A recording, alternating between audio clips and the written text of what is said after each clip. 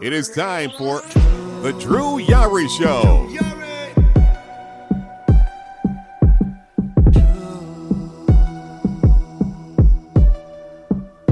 Drew Yari.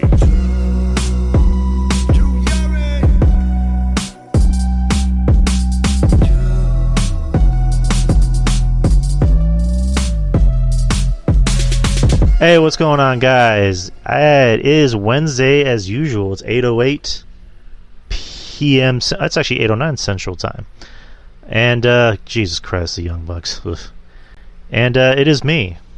By myself. Nobody's on the show. Oh, it's Adam Page. I have AEW on, just in case you guys didn't know. But it is a show tonight. RJ might be on. He might or might not be. So I'm just waiting for him to write me back. If not, again, it's a solo show. But what's going on, guys? So I guess just to kind of clear the air. So I know Saturday I was supposed to do me and RJ were supposed to do a special edition Saturday show. Or a Saturday edition, whatever the fuck you want to call it. But something came up. It was a family emergency, and one of our cats is not feeling well. It's our cat Evie, and she's the grandma cat. Literally all of our cats, except for Kiki's ginger cats, all came from her. She has what we believe is an abscess in her stomach, and it's been like this since Saturday. She hasn't eaten since last Friday, and I mean, she's eaten here or there. Like, she'll eat like little bits of like food, because we'll actually have to chop up the soft cat food and try to give it to her in little pieces. No, it's not a tumor. It's a cyst. And like, she'll eat a little bit and then she'll stop eating. Same thing with water. We'll give her some water and then she'll drink a little bit of water and stop. And like, we're just amazed that, you know, because we were already preparing for the weekend for her to go, and it's already Wednesday, and it's just she's still somehow just kicking and moving around, and like she went under our bed yesterday, and it's like this cat's in pain, and she manages to crawl under our bed like she's fucking Rambo or something. It's like this cat's tough. She's tough as nails. So it's one of those things of just like it's touch and go. So I have her here on the bed. I don't want to leave her out in the living room by herself. And the possibility of walking out and just, oh, you're not late, Eddie. You're kind of in time. I just started like maybe 2 minutes ago. But I was talking about my cat. She won't die. She'll have to be forced to retire as CEO. Yeah, good one.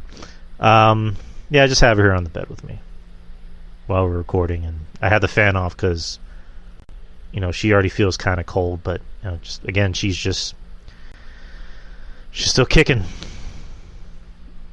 But you have to sign your NDAs, right?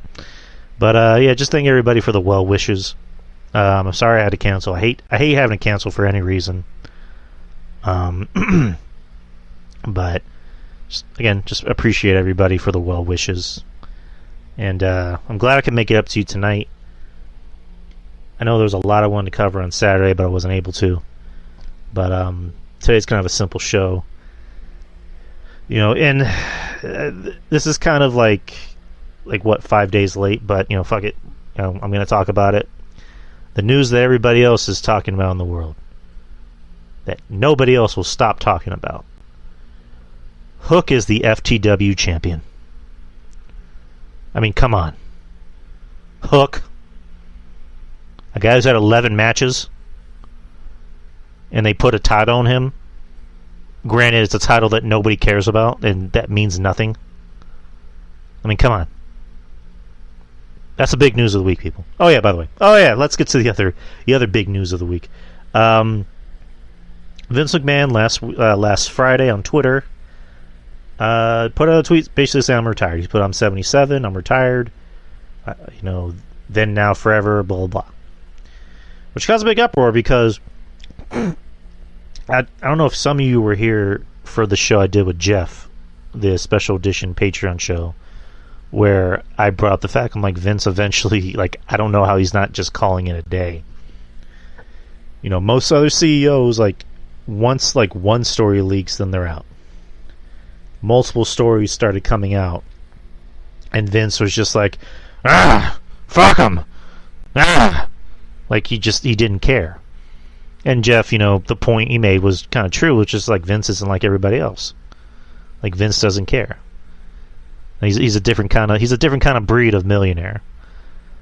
And I don't know. I was just like, Vince just honestly is just the guy's about to be 80s. I mean, not to be 80s. He's about to be 80. Why does he need this anymore? Just leave. Call it a day. Retire. Go home. Be with your grandkids. Try to find Linda attractive? Question mark. So I forget when that show was. I forget when that show I did with Jeff was, but I think literally the week after. And it's funny because the day before I was listening to a live, or not really a live show, but I guess the YouTube live premiere of Rene Dupree's podcast that he had Paul London on, and he brought up the Vince McMahon allegations. He's popping 20-year-olds. The allegations, and I know Rene Dupree, did the whole, well, I know some things, but I can't mention it on air. I'm gonna get in trouble, bro. And that's a bad Rene Dupree impression because he's French. I can't do a French accent.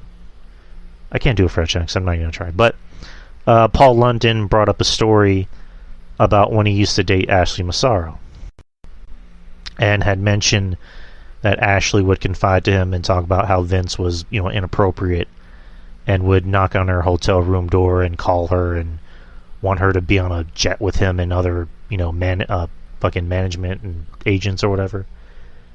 And, the very next day, that's when the news comes out.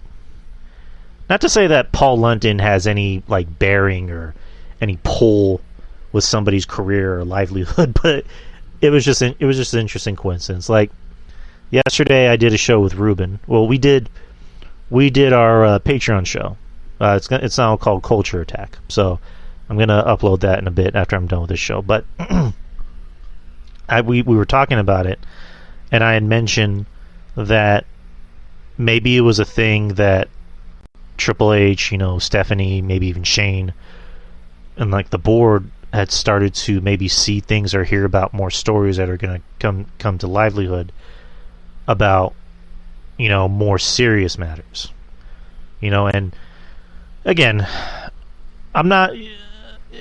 I'm barely talking about Vince Lightning, so you're kind of I guess somewhat in the beginning of the show, but with Vince, it's I'm not trying to say one is worse than the other. Cheating on your wife, yeah, that's bad. But I guess fucking some secretaries and paying them hush money is not as bad compared to possibly, rape, sexual assault, making people feel uncomfortable and using your, abusing your power. So maybe there are going to be some stories like that coming to light from maybe other divas or other people that work there. So maybe Triple H, he did use company money. That is illegal. Yeah, it is. So maybe Triple H and Stephanie, Linda, whoever, brought that up to Vince, and it's this looks bad. Doesn't matter if it's a rumor. This looks bad. You need to step down quietly. So Vince stepped down, and that's that. And yeah, I mean, I said what I said. I said what I said. I made a post about Vince saying thank you, Vince, because, Vince created special moments in my childhood and even special moments in adulthood. So, and I know, Solomon, people want to give him shit. He made a good point. People want to say thank you, Vince, but we're not going to gloss over the fact that it was time to go. Like, he probably should have left at least 10 years ago. Yeah, Vince is a billionaire. He doesn't give a fuck. Yeah, exactly. It's like, Vince should not have been running this company when he turned 70. As a matter of fact, he shouldn't have been running this company when he turned 65. He should have left ages ago. He should have left a very, very, very long time ago. So, hold on, I'm going to have a snack.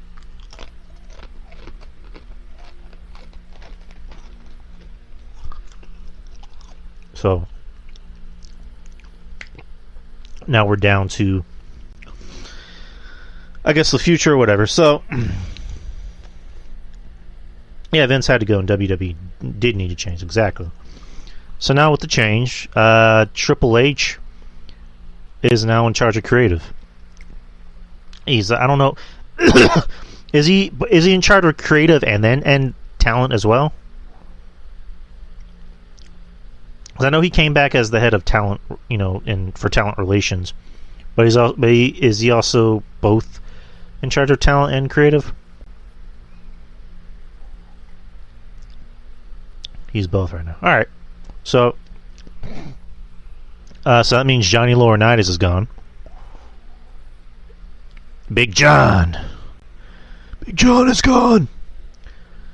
And then Stephanie McMahon and Nick Khan are now the co-CEOs, which is good.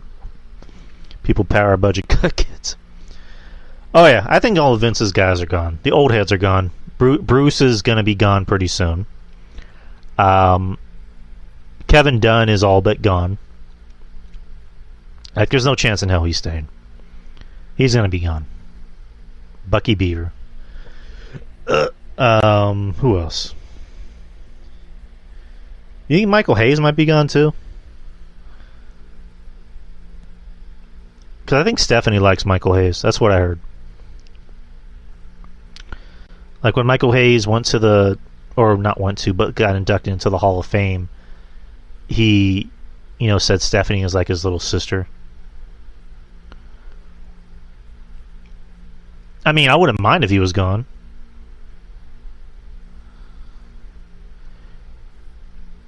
But, like, I don't know. Hold on, I gotta fix this blanket for this cat. But yeah, I think he's gone. Like, all the old heads are gone. And that allows Triple H to, bring in better people. Because I always said, like, get rid of the fucking Hollywood writers. Hold on. Okay. Get rid of the Hollywood writers. Let the wrestling people write the show. Bring in, as soon as Billy Gunn's contract is up, he's coming back. Bring back Billy, not Billy Gunn. I already said Billy Gunn, but bring back, Jesse James, Road Dogg. Fuck it, bring him back. Bring in Sean Waltman. I mean, you can have him be one of the trainers. Teach the guys how to work. Teach the guys how to bump. I mean, I don't know how long William Regal's contract is with AEW, but fuck, if he comes back, he can be Triple H's right hand. Yeah, bring back the Click, Lightning. Fuck it. like if you're okay, like Lightning. Say you're starting your own business. Like, just imagine you're starting your own business, and you. Like, who are you going to bring in? Like, you have the opportunity to bring in anyone you want to help you start this business and make it a success. Yeah, you're going to bring in people you trust. In Triple H's case, not just people you trust, people that he made money with. Like, why not? I mean, it's the opposite of AEW. It's like, are you really trying to, like, I'm pretty sure, I'm almost positive Sean Waltman has made more money than Brandon Cutler. Like, I'm almost positive. Like, Waltman has been in this business for a very long time, and from what I heard, he still works, and he's actually, like, still really freaking good. So, Capcom and Tony Khan bringing back a billion people. I don't think Triple H would do that. I think, again, he's going to bring in people he trusts. I think a guy like Kevin Nash I don't see him wanting to come back. I think he's fine with just being at home. Yeah, even though he says every now and then he'll go out and or not go out, but every now and then he'll go to NXT and check out the talent. Which sounds kind of wrong, by the way. He'll go to NXT and help coach the talent. That's what I meant. Kevin Nash could train wrestlers. Yeah, I mean, yeah, you know what? That actually wouldn't be a bad idea. They should specifically have a big man class at the Performance Center, especially the Giants or giant classes. There you go, giant wrestler classes, and bring in fucking Kevin Nash. Who else could you bring in? Kevin Nash. Can't bring in the Big Show because he works for AEW. It's like when they were bitching about, big guys not being able to work. You know what? I know Soup talked about Cornette, but I think he would be better as a consultant. Because I know Cornette is in this phase of I don't want to leave my house. I'd rather not leave my house, even if I'm getting paid. I'd rather just stay at home. But I don't know. I honestly could see Triple H maybe wanting to call Cornette and be got any pointers? I also think Cornette would just do anything out of spite because he fucking hates AEW. I mean, Cornette will call WWE boring, but he says it's more professional than AEW. Talent scout, there you go. I think Cornette would be a good talent scout. I don't know. I just thought of something that probably will never happen in a million years. But can you imagine Jim Cornette and Paul Heyman in charge of scouting talent? Can you imagine that? That would be so fucking cool. I don't know. Maybe that's just me because I know Jim likes Paul and Paul likes Jim. But I know Jim was always we're two very different people. We couldn't be any more different if we tried. But they're kind of the same person, but Jim, his whole thing is that he's out of touch, but I don't necessarily think he's out of touch, per se. I mean, maybe, I don't want to sound like I'm being a Cornette, dick sucker or anything, but I think Cornette looks at the business a lot differently than Paul would. Not to say that Paul looks at it negatively, but Paul, they're from very, very different backgrounds. They have that very they have that very different way of looking at things. Jim's a Southerner, Paul Heyman's an Eastern guy, a Northeast guy. So they have a way of adapting. Are we going to talk about wrestlers signing? Oh, we're getting to that, Lightning. Don't worry about it. We're getting to that. I got everything on docket right now.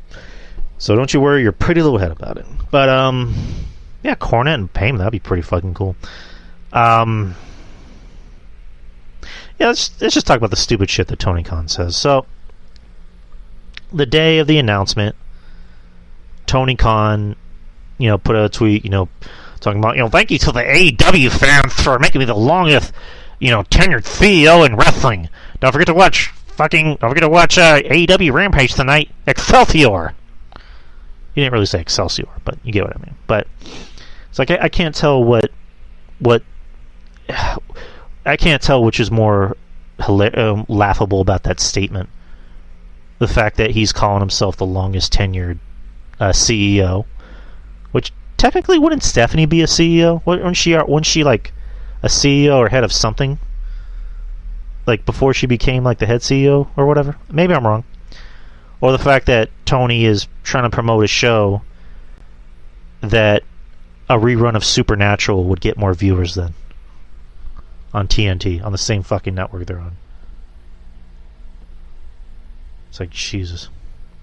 That guy's such a nerd. I'm a nerd too. But you ever look at someone and go, that guy's such a fucking nerd? It's actually Scott D'Amore. the Millwall Night. Yeah, Scott D'Amore. That's a name you don't hear too much about.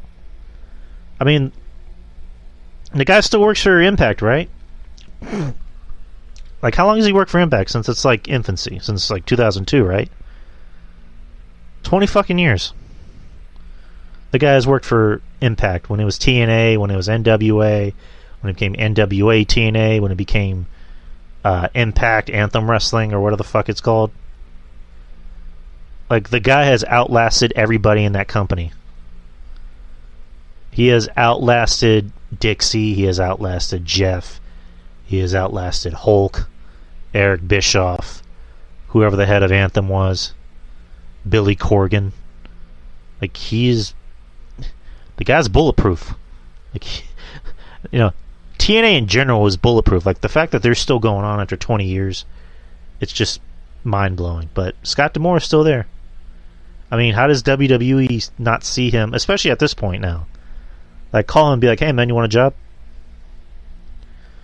Like, we'll pay you top dollar to do whatever it is you're doing with TNA that you've been doing for 20 years. Bring it here. Like, we need some of that here. We have a spot available in as a producer. That job's going to be up pretty soon. Yeah, good for Scott D'Amore. I'm not even knocking him. That's pretty fucking impressive. All right, so here's what Tony Khan said. Here's what this fucking moron said. So, what podcast was he on? He was on Busted Open Radio. So Eddie's saying Scott D'Amore, she left TNA in February 2010, returned in 2014. So that's still 16 years, like, total. Longer than Tony, a lot longer than Tony. Like, he was there for 8 years and he left. And then he came back and now he stayed for another 8 years. That's still longer than Tony. That's still pretty impressive. So this moron, Tony Khan, said, some of the narrative I've seen every day for the last week are really amusing me. I've got people signing here for years, and people think just because the guy, the CEO, the chairman, they're the creative, there's positive change in the competition. People I have 5-year contracts with are just magically on switch teams. Oh, God, I'm spitting all over my mic. Two notable names for Levesque's tenure leading NXT were Adam Cole and Malachi Black. Khan revealed that both wrestlers are signed with AEW until 2027, rubbishing any rumors that those two performers in particular may be reuniting with Levesque anytime soon. Khan continued blasting the narrative created by so-called wrestling writers who he claims are pushing the idea because some of his performers had success during their runs in WWE. I mean, do I even want to? I really don't want to talk about this shit. This guy's this guy's a fucking nerd. He's a fucking nerd. He says this because he knows it's fucking true. He knows it's true. You want to know what would happen if they asked Vince that? Again, I'm not trying to compare. Well, maybe I am. But, like, they asked Vince that. Vince is going to laugh. Good luck, pal. Like, just Tony Khan, like, he's clearly allowing this shit to get to him.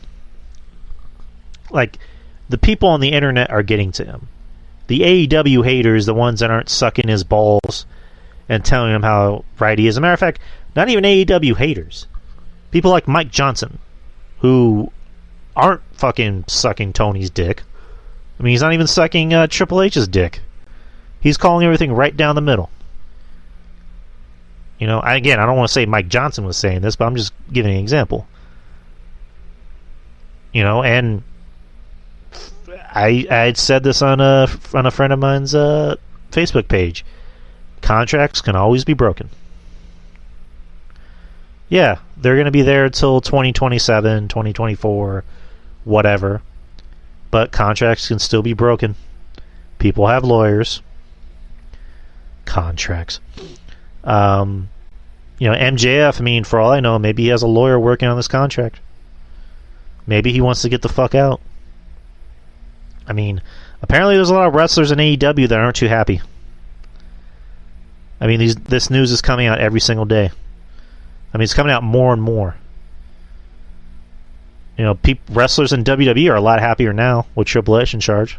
I mean, granted, the novelty could wear off because, I mean, in lieu of trying to make people happy, you're not going to always make everybody happy. But I have faith in Triple H being in charge of creative. I mean, I even have faith in Stephanie being one of the co-CEOs. Personally, I think she should just be the whole CEO. I don't know about co-CEOs because Khan seems more like an accountant. He's a money guy, so you should just stick to whatever job he had. But you know, Stephanie is younger. I like to think she has her finger on the pulse of what works in 2022. You know, I'm pretty sure she's listened to a CD or two in her life, and has seen a movie that's come out in like the last 5 years. You know, Vince, you know, probably just found out who Taylor Swift was 5 years ago.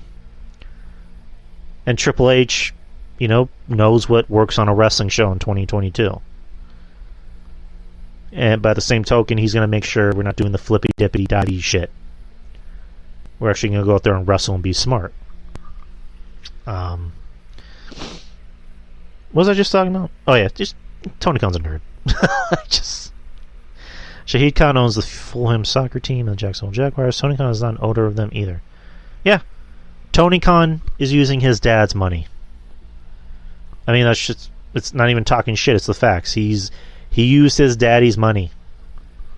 His inheritance. His dad gave to him and his sister. So he can buy a wrestling show. I mean, it's like that movie The Toy. Remember a movie from the 80s called The Toy? It's with Richard Pryor. There was a little kid that wanted a toy, so he decided to buy Richard Pryor. Which, that movie would not work today. I'll tell you what.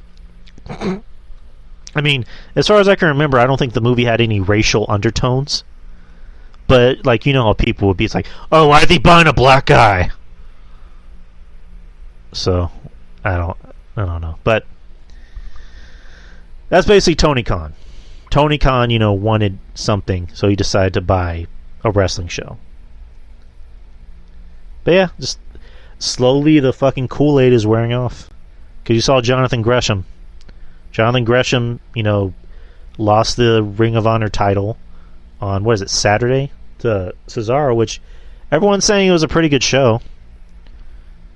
I didn't get a chance to watch it, unfortunately. I wanted to watch it, but it was my mom's birthday, so I was at her party, so I didn't get to watch it live. But of course, I heard, you know, FTR and fucking and the Briscoes tore it up like they usually do. It's a shame. They're considered the best tag team in the business, and they still don't even have their own company's tag team championship. It's like, what the fuck?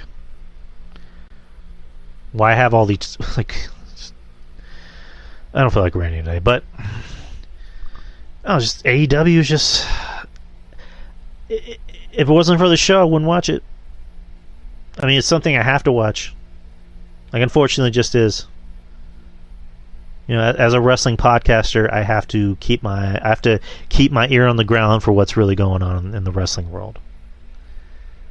So I have it on right now. Thunder Rosa is wrestling some, I don't want to say some, but she's wrestling a Japanese girl.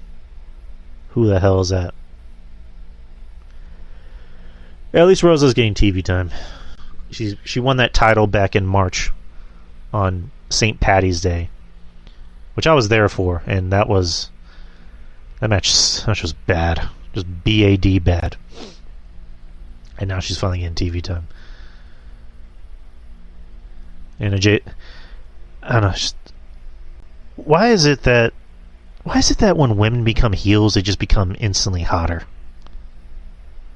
It's like, you look at Anna Jay. I mean, Anna Jay was already hot. Now that she's a heel, she's like 1,000 times more hotter. I don't know what. Goof is saying, I don't have to. You can just not do the podcast or talk about what you like. I mean that's kind of the point why. That's kind of why I talked about this podcast, or not talked about. Let me rephrase that. That's kind of the reason why I even made this podcast to begin with. Was I want to talk about the shit I like. You know, if I'm not doing the show, I'm on Patreon with RJ, with Jeff, with Ruben, and we're talking about the shit we like. This is a wrestling podcast, so I try to every now and then I'll bring in some pop culture, especially with the questions, which we have quite a few questions. That's gonna be fun going through those. I'm not even saying that to be a dick. I actually genuinely enjoy questions. I even like when Goof has his questions. I like Goof's questions. I genuinely like Goof's questions. I actually look forward to his questions. His and Kyle's questions. Those are always pretty fun. And just everyone in general. I like all of your questions, guys. But so CM Punk, RJ is messaging me in one moment. So CM Punk talked about it because CM Punk can't help but not talk about anything that's not his fucking company for more than 5 seconds. Hold on, let me see if he's in the chat room. Hold on, Goof is saying, can't confirm, dated one of those ones that didn't badly, but man, she was fun. So he was at Comic-Con. He was at San Diego Comic-Con with, who was it? Britt Baker, Orange Cassidy, I think Ruby Soho. And he answered the question about, Vince McMahon retiring.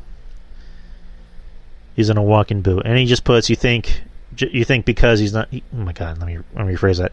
You think because he tweeted that I'm retired, quote unquote, that he's not going to be hands on? He sarcastically asked. When the interview pointed that someday McMahon will truly be gone, Punk said, "Sure, we all are. I don't think the structure there, though. What's the word? I'm looking for. I don't think the culture there changes all. It is what it is." And hold on. Sorry, guys. I'm wrestling, or not wrestling, but I'm texting RJ. He said he's gonna be here in a bit. Come on, send the message. It is what it is. He then talked about Sasha Banks leaving. And then he says this, I'll put it to you like this. Oh boy, people are going to be really fucking mad about this. But fuck it. Sasha Banks and Naomi leave.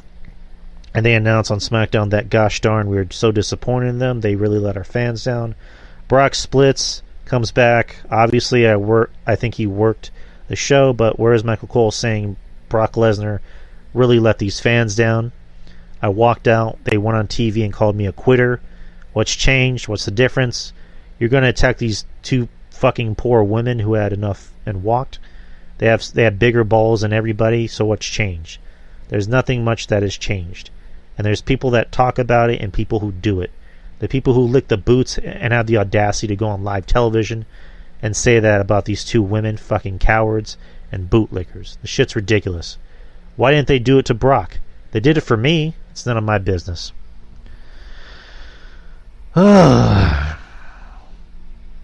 You see where I'm going with here. That's ironic, him calling everyone a bootlicker. It's just okay. Does Punk not know the difference between everything that's been going on? So Brock didn't actually fucking leave. He didn't leave. In my opinion, he didn't actually fucking leave. There are rumors that he left, but he didn't actually fucking leave. He came back. The difference between that and Sasha and Naomi was this shit already fucking happened. Like what? It happened on what? It happened on like the day before Raw, and then it led up to SmackDown when it was actually official. That's why it fucking happened. Because they didn't know the details first.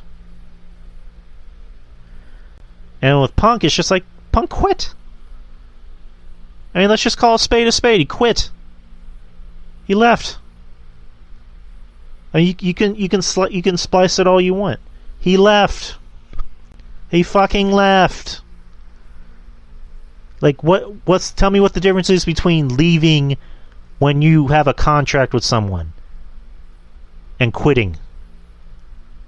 Brock did not fucking leave. And yeah, these journalists are full of shit because you have the Meltzers and the Sean Ross Sapps and the Brian Alvarez is saying that he fucking quit. I'm going to go on a limb here and say that Brock was fucking around. That Brock maybe just said, you know what, if he leaves, I leave. I mean, Brock kind of has that appeal about him where he likes to be cynical and sarcastic and just fuck around in the back. So I doubt, and again, I doubt Brock would leave because at the end of the day, Brock wants to make money. Brock's all about money. He's not going to leave money. So I'm sorry, Punk, but you're wrong. You're full of shit. Like this guy just can't fucking get the fuck over the fact that he was not over. He was not that fucking over. I'm sorry. You didn't draw anything, Punk. You couldn't draw anything. You weren't in the main event because you didn't draw anything. And you know what? I'm gonna do this. I'm gonna go on a limb and do this. I think Vince, when he fired him on his wedding day, I think there was just a coincidence. Like, how was Vince supposed to know when he got married?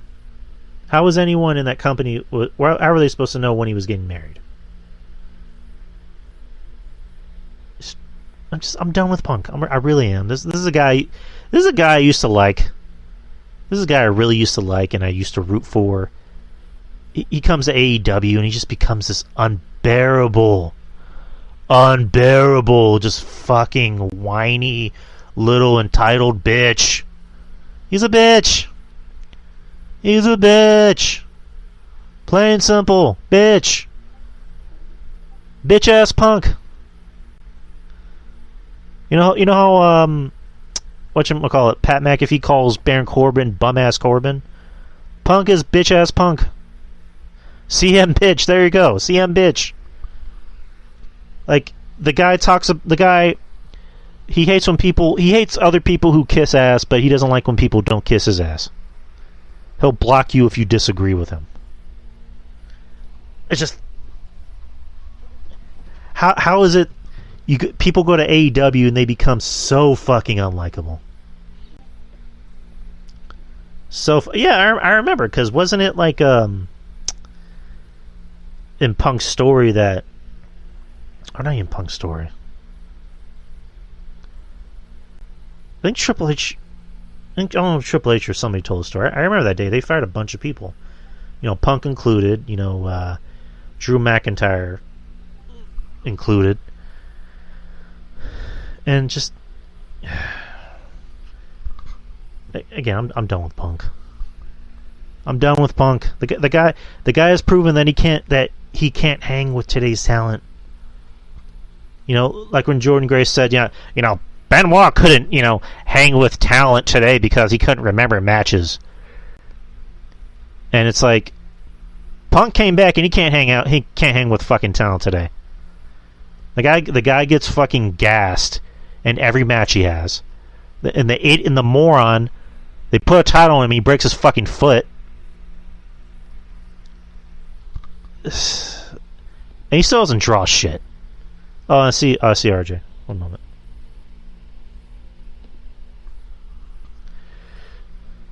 Yeah. Yo. He broke his foot. He just broke his foot. How could you do that? He broke his foot. So you want to join in on the CM Punk bashing? Oh God. I like Punk, but sometimes, he does the most. He really does. It's like, why are you doing that? Why are you saying that?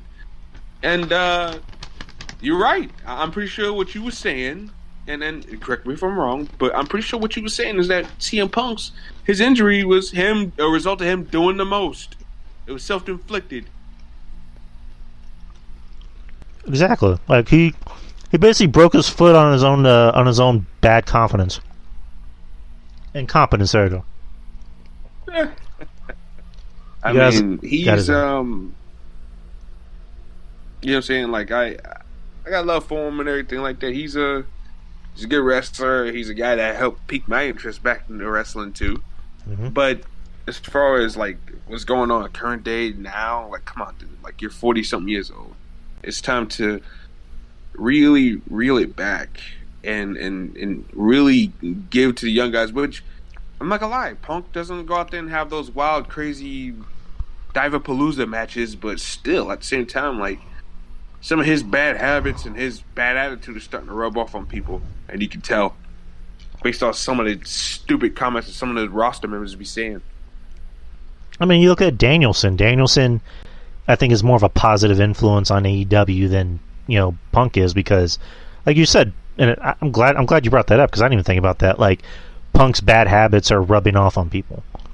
I mean, you look at as far as like not like matches, when it comes to matches, but when it comes to like how they conduct themselves, like with the interviews and stuff like that, and this is, bro, what are you doing, man? Be a leader. It's like you look at fucking Britt Baker. Like, Britt Baker does not shut the fuck up about WWE.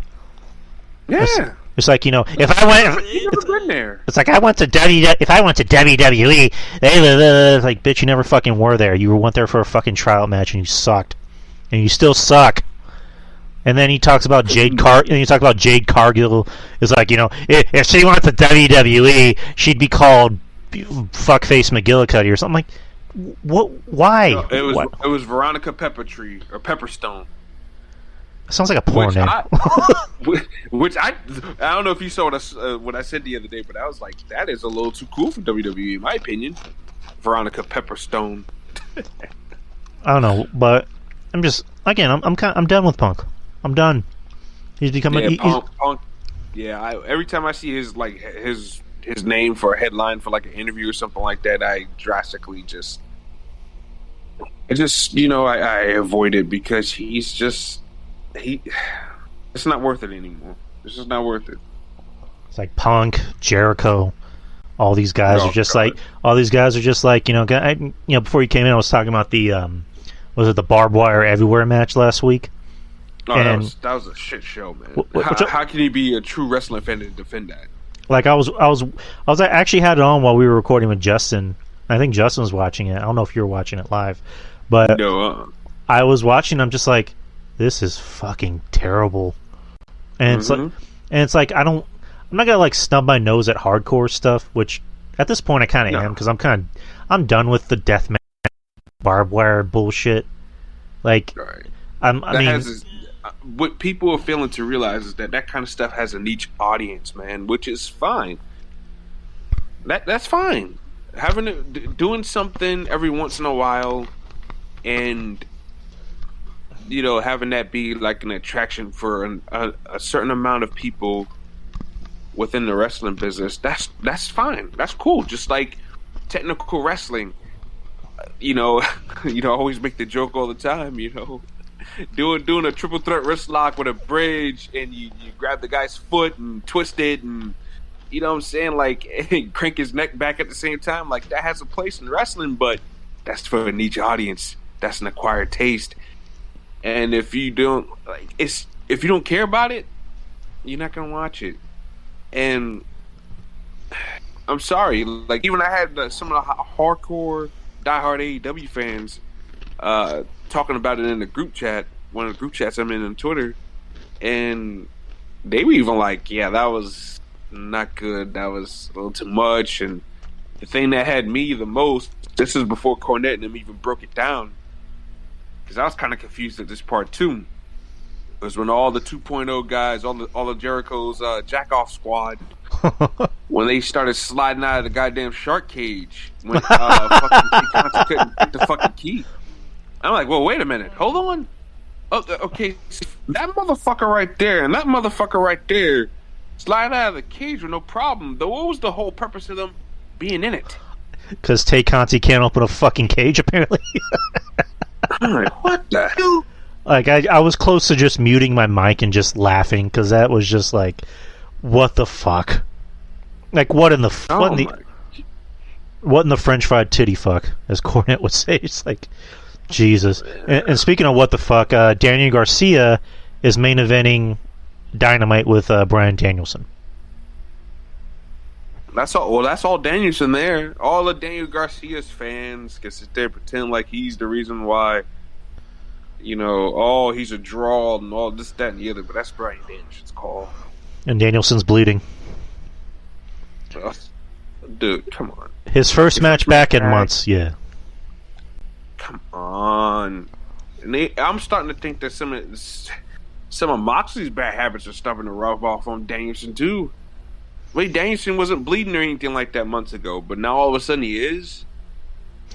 Well, I mean, apparently, according to Danielson, like, whenever his contract was up at WWE, Vince was prepared to give him everything he wanted that, that Tony was going to offer him. But then Daniel was like, I need to bleed. And Vince was like, I can't do that. That's apparently what Vince told him, was like, I can't let you bleed, so... Speaking of Vince, I mean, on an occasion, yes, but every week, continuously, after a while, the blood loses a luster. Now, I would agree. Like, his matches with Triple H, the whole ride at WrestleMania, don't you think in the back of your mind that maybe those matches would have been just a little bit more better storyline wise, and you would have felt a little bit more bad for Bryan, but good when he overcame the odds? Had there would have been a little bit of blood involved. Maybe so. Like, I truly believe that maybe matches could have been just a hinch more better. Just a hinch, as they say around here. A hinch more better if Bryan was bleeding. It could have been better. It could have told for a good visual story. But don't do it every week. Don't blow your load every week, man. Because after a while, it's going to be not special. That's what Tony Khan does. He blows his load every fucking week. Oh, God. Every week, every day, every night. Giggity. Giggity. Live on Dynamite. And boom goes the Dynamite. Back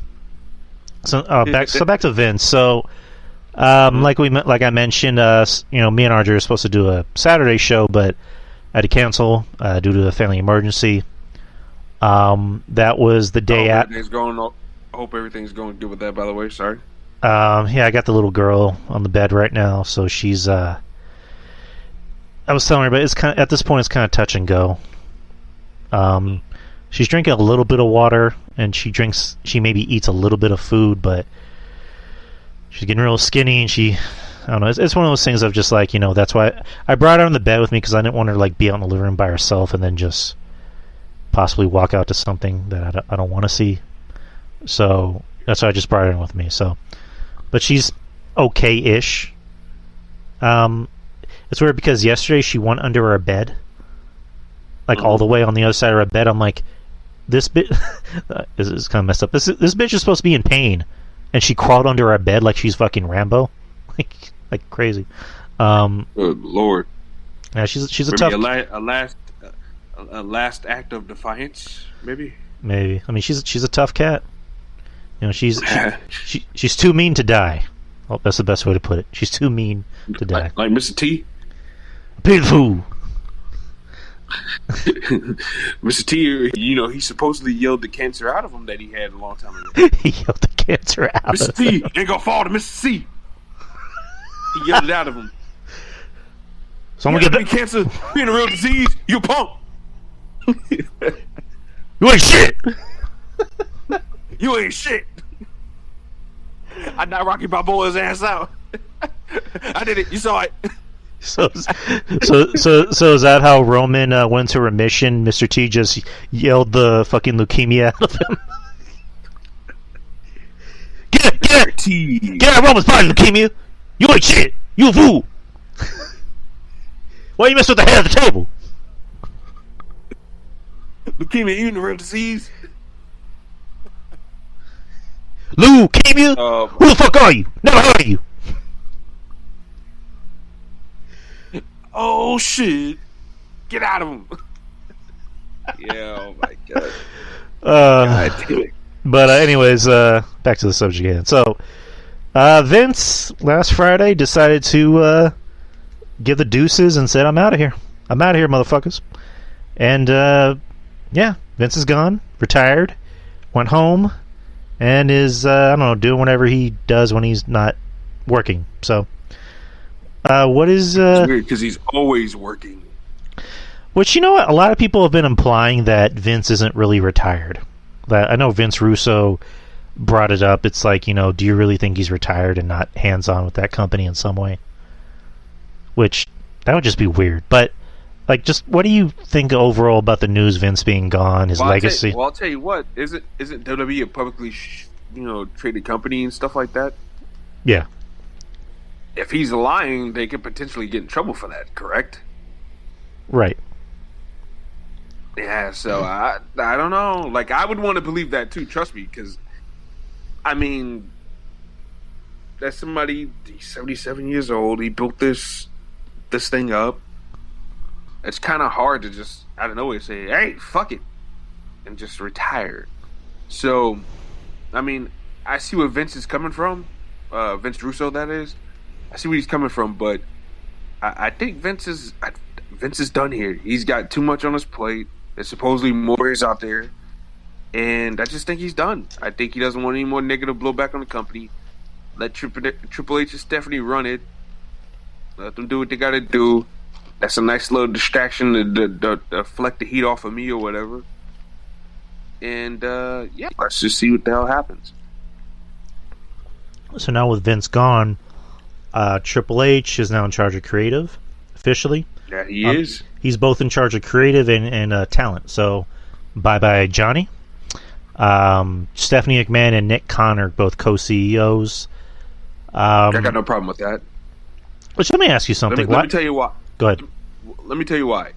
Because Nick Khan has handled a lot of the financials and stuff like that for Vince. And if you stop for 1 second and look at some of the business side of WWE outside of talent, even with talent, like he shed a lot of dead fat last year and the year before.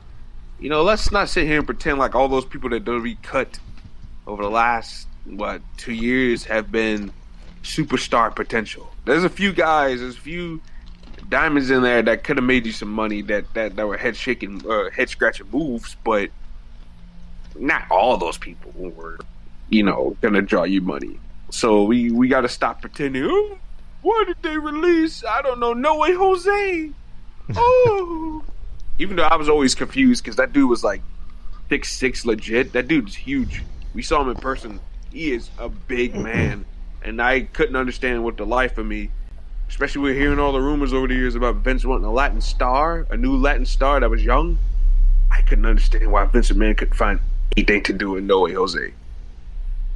But a little sidetrack. But I'm just saying, Nick Khan, he handled a lot of the nasty stuff that a lot of other people didn't want to do, and the company, as far as we know, is in good shape because of that, and he's wheeling and dealing while Stephanie McMahon's going to handle the wrestling stuff and do all the promotion and, do her philosophical tour and all this bullshit that Stephanie McMahon does all the time on her day-to-day, life. So, and Triple H is handling all the hands-on wrestling stuff. So, I mean, I think it's a good mix.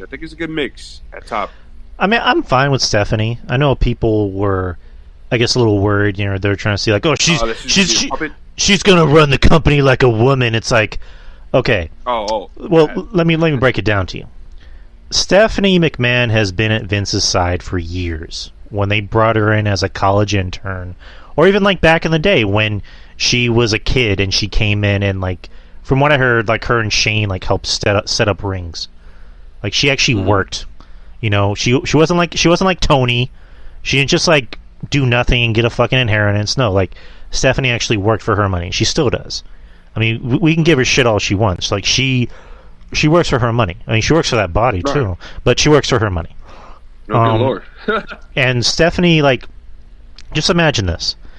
Stephanie walks into this board meeting in a nice little pantsuit with her giant mommy titties, and you see all these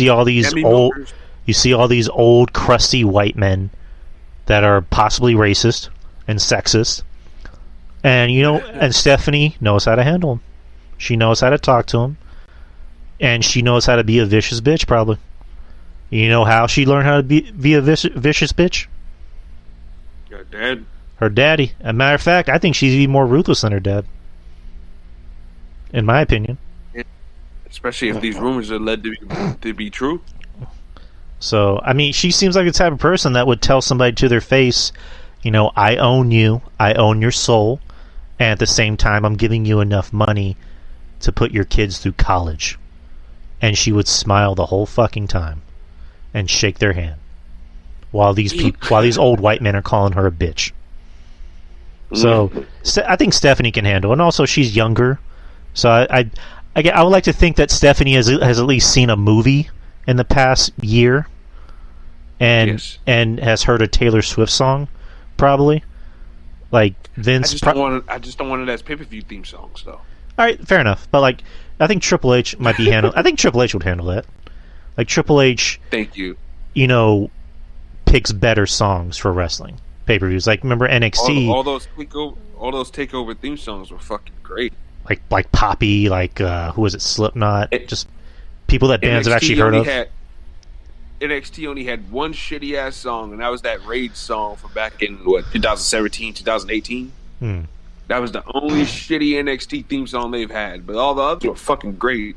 Even going back to the old NXT, the old NXT. The Wild and Young song, that was a good song. But that was a good song. And I mean, that's that country pop rock shit, and even I thought that was a good song. I just thought it was corny. It sounded like the beginning of like a CW show in the early 2000s. It's not a wrestling song. We are wild and young. Like, I hated that shit. Yeah, it's a pledge. It's a pledge. But yeah, it wasn't a wrestling song though. Right. How does a guy talk about fucking a girl in the mountains, in the southern mountains? How does that equate to wrestling? Wait, that was what that song was about? Yeah. Never heard the lyrics before? I just know. Met a girl, I fell in love with a southern girl. I gave her a ring, something, blah, blah, blah, something like that. It goes on, but yeah. That's what it's about. Oh, man. Oh, man. But, yeah, I think the company's in good hands now. I mean, because... Oh, good lord. AEW just announced trio titles? Yeah, I saw that bullshit. More meaningless titles, RJ. Yeah, I know. But, yeah, Raw... who's going to be the first champions? Real quick. I don't know, Jericho's group or whatever the fuck. I don't care. I really don't. Bumblefuck McGee. Bumblefuck McGee squad. It was like Jake Hagar. Oh, good lord. And the other two fucking jobbers. What are the fucking names? Daddy Two Step and Magic Cool or whatever the fuck. I don't know. But Two Step. Fuck. Raw was actually not bad on Monday. It was actually... I said it, you know, it's actually... I think it's the first Raw I've watched in a while where I watched it from beginning, middle, end. And, like, didn't take breaks or whatever. Like, it was a very wrestling-heavy Raw.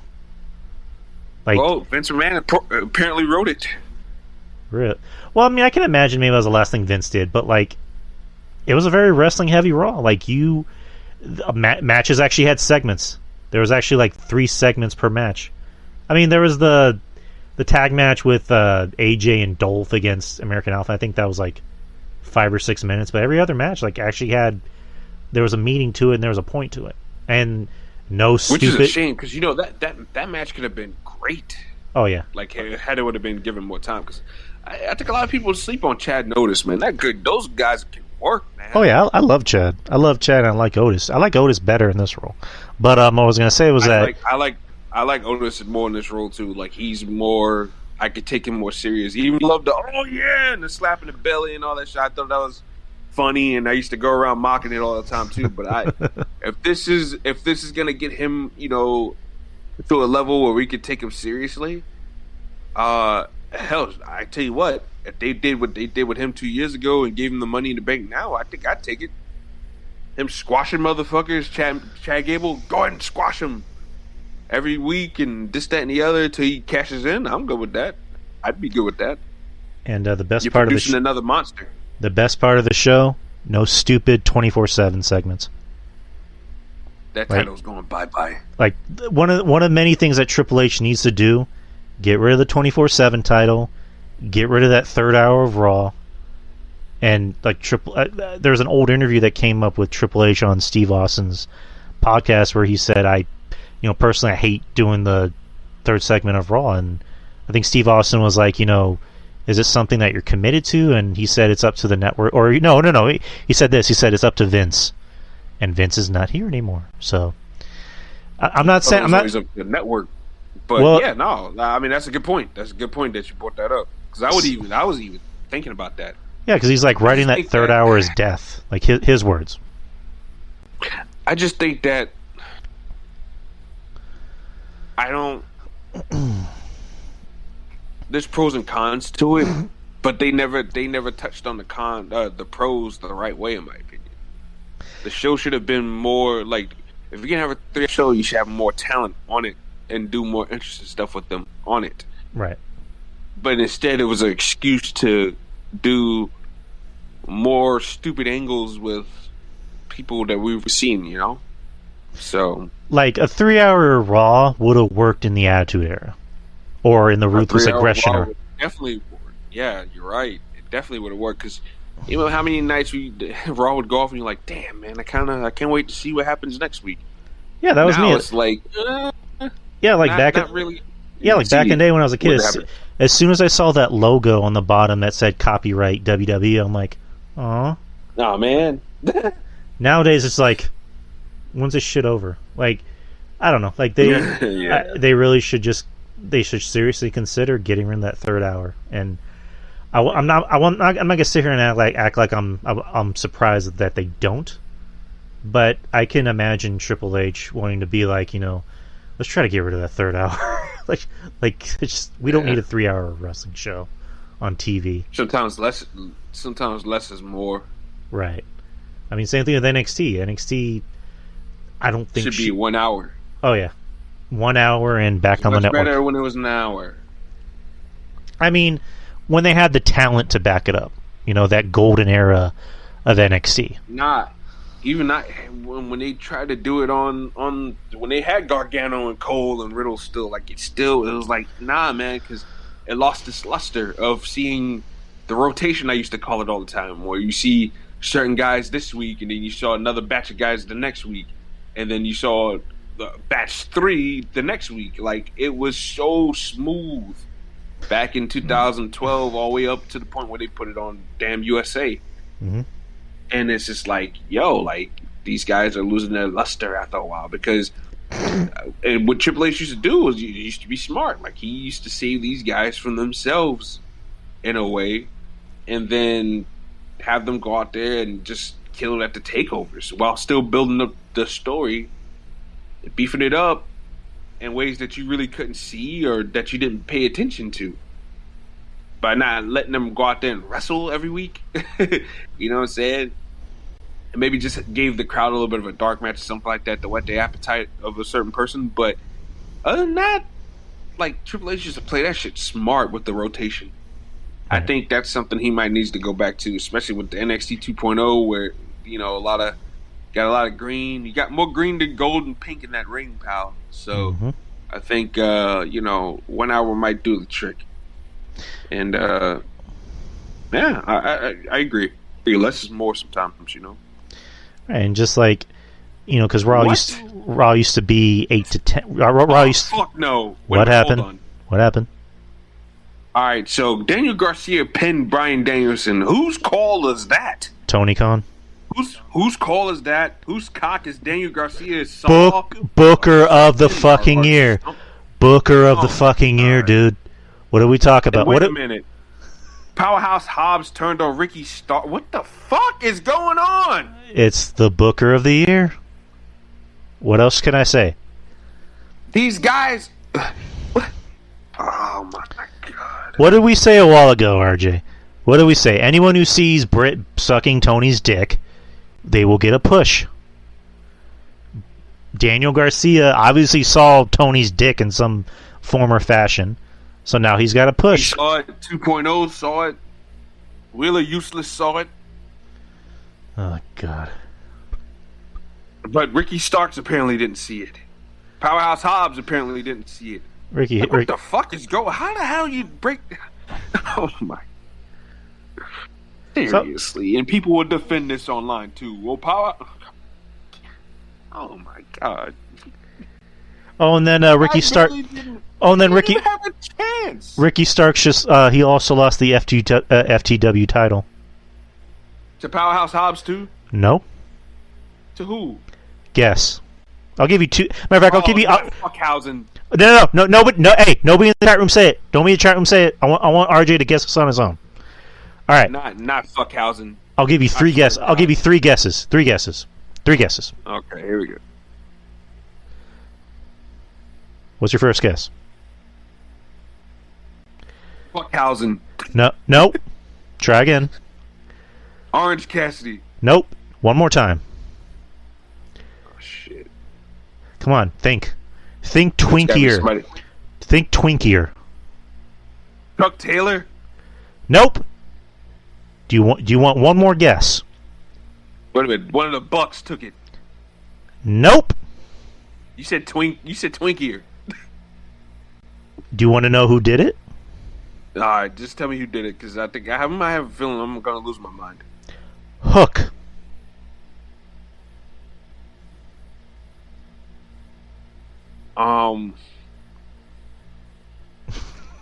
You know what?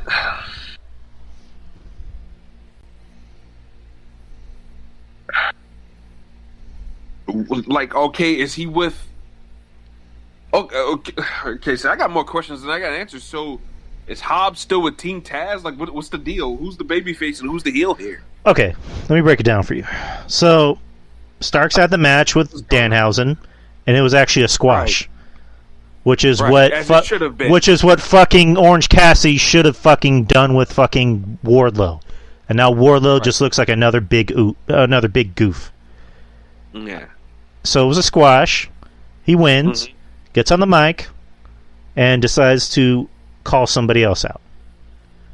Right. And it's Hook. So I just kind of turned away because, again, I'm not a Hook fan. I'm a Ricky Starks fan, but I'm not really a Hook fan. Everybody seems to love him and say he's Jesus or whatever the fuck he is.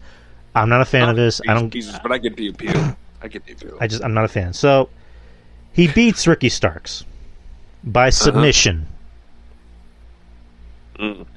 And after the match, let me revise it a little bit.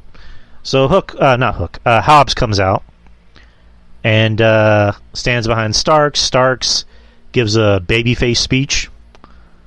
Talks about how, I was never getting an opportunity and blah, blah, blah, blah.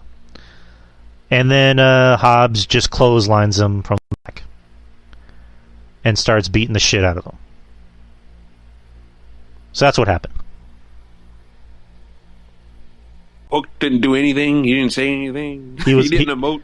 He was out of the ring. Oh God, yeah, that's right.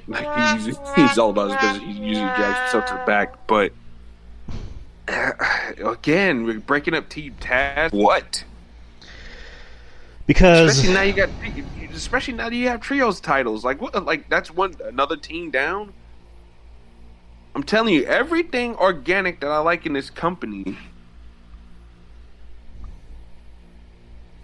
Everything I like in this company organically always goes to shit. It doesn't get booked well. You know what I'm saying? It's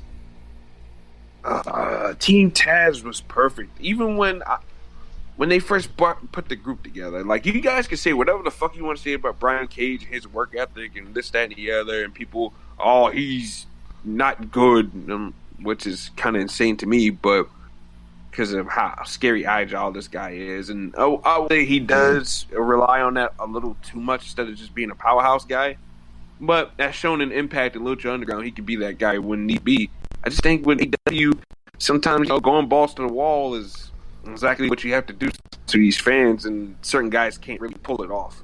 I.e., Luchasaurus, Brody King, who almost broke his fucking neck a couple of weeks back, and Brian Cage is not on that level to do the flippy flops and quick transition into doing another flippy flop. Like, that's not, those guys shouldn't be doing that shit. But I thought the original incarnation of Team Taz with, Cage, Hobbs, and Starks, that was good. And I thought, and I would tell Monty this on the show too, that we, in the day, that those guys should have been tag team champions, man. Those two guys as our monster tag team. You fucking kidding me? Hobbs could have got better, could have learned on the job.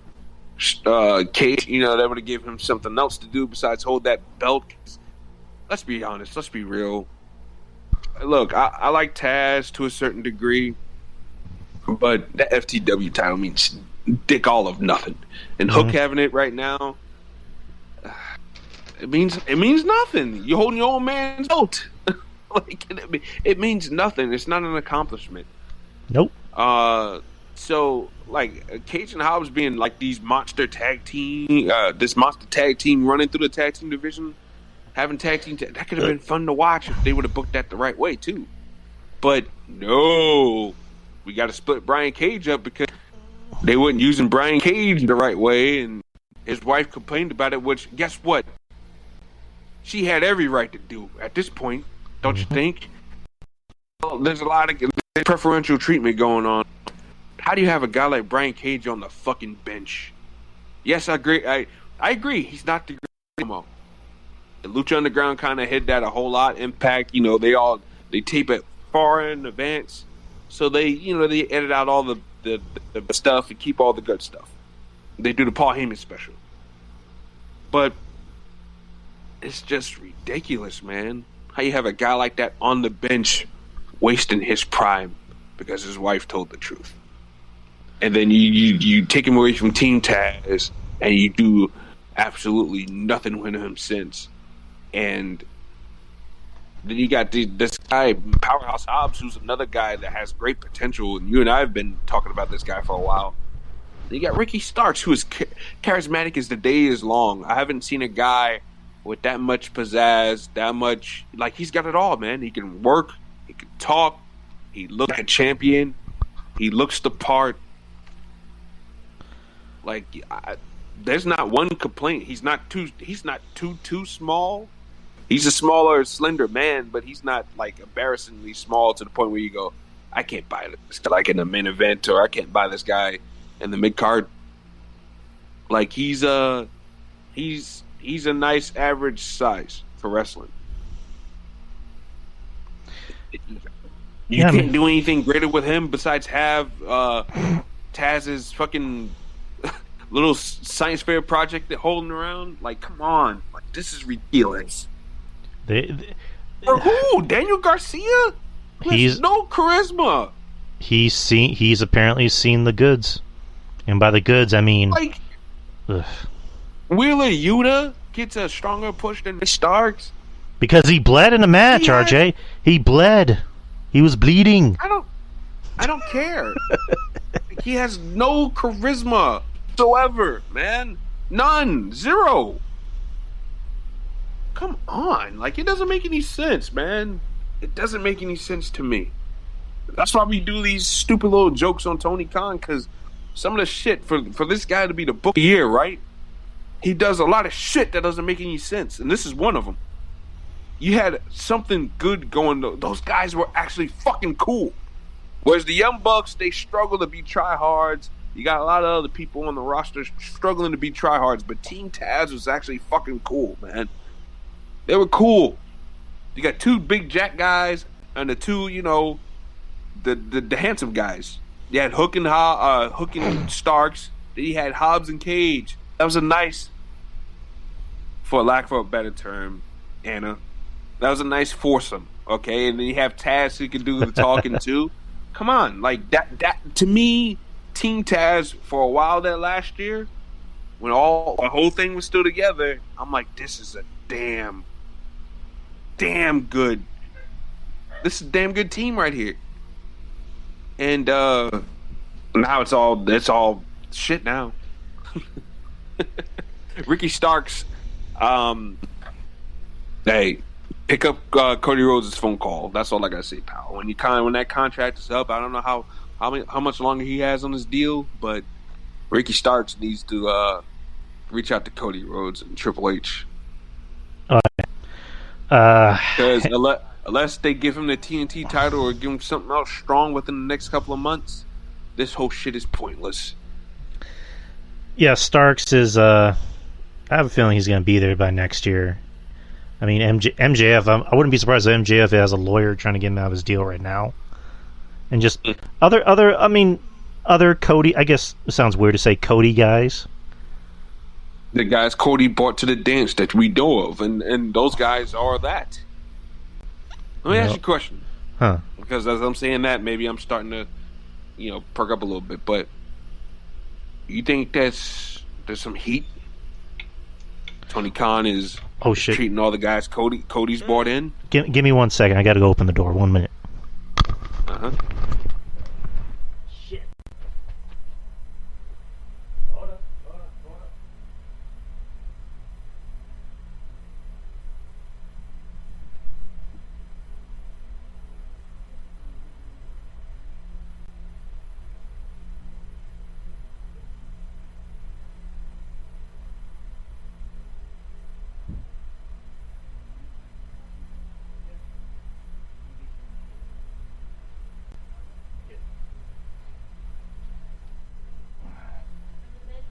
No, she's on our bed.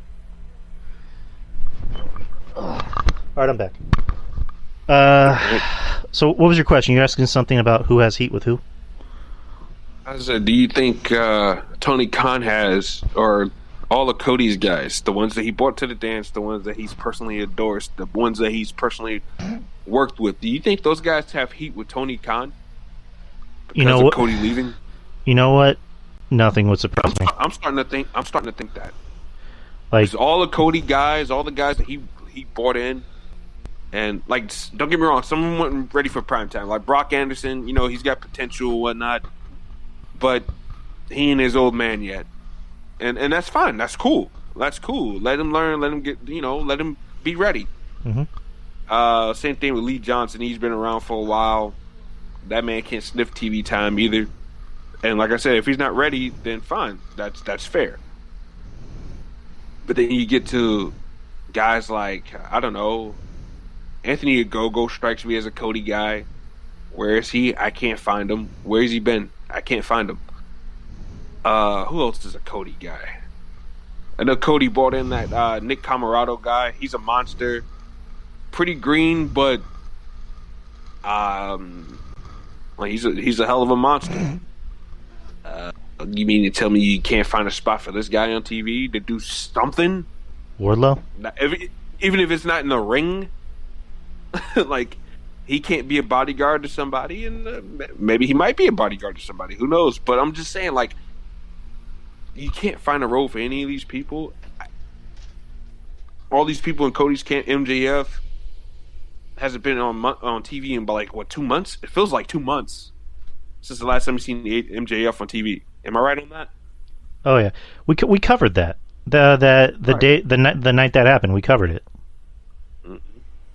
So it's growing more and more apparent to me. And Ricky Starks is a guy that Cody's close with. It's like, you look Brian at Pillman Jr. too. Brian Pillman Jr. as well. I mean, you look at non-Cody guys. Look at anyone who Jericho is tight with. They get TV time. You look at the Young Bucks people, the Elites. They get plenty of TV time. Britt Baker, of course, is going to get TV time. And I know we joke about it. At the same time, it's maybe not that much of a joke. But, Britt Baker's women gets TV time. The fucking women's champion is barely getting TV time.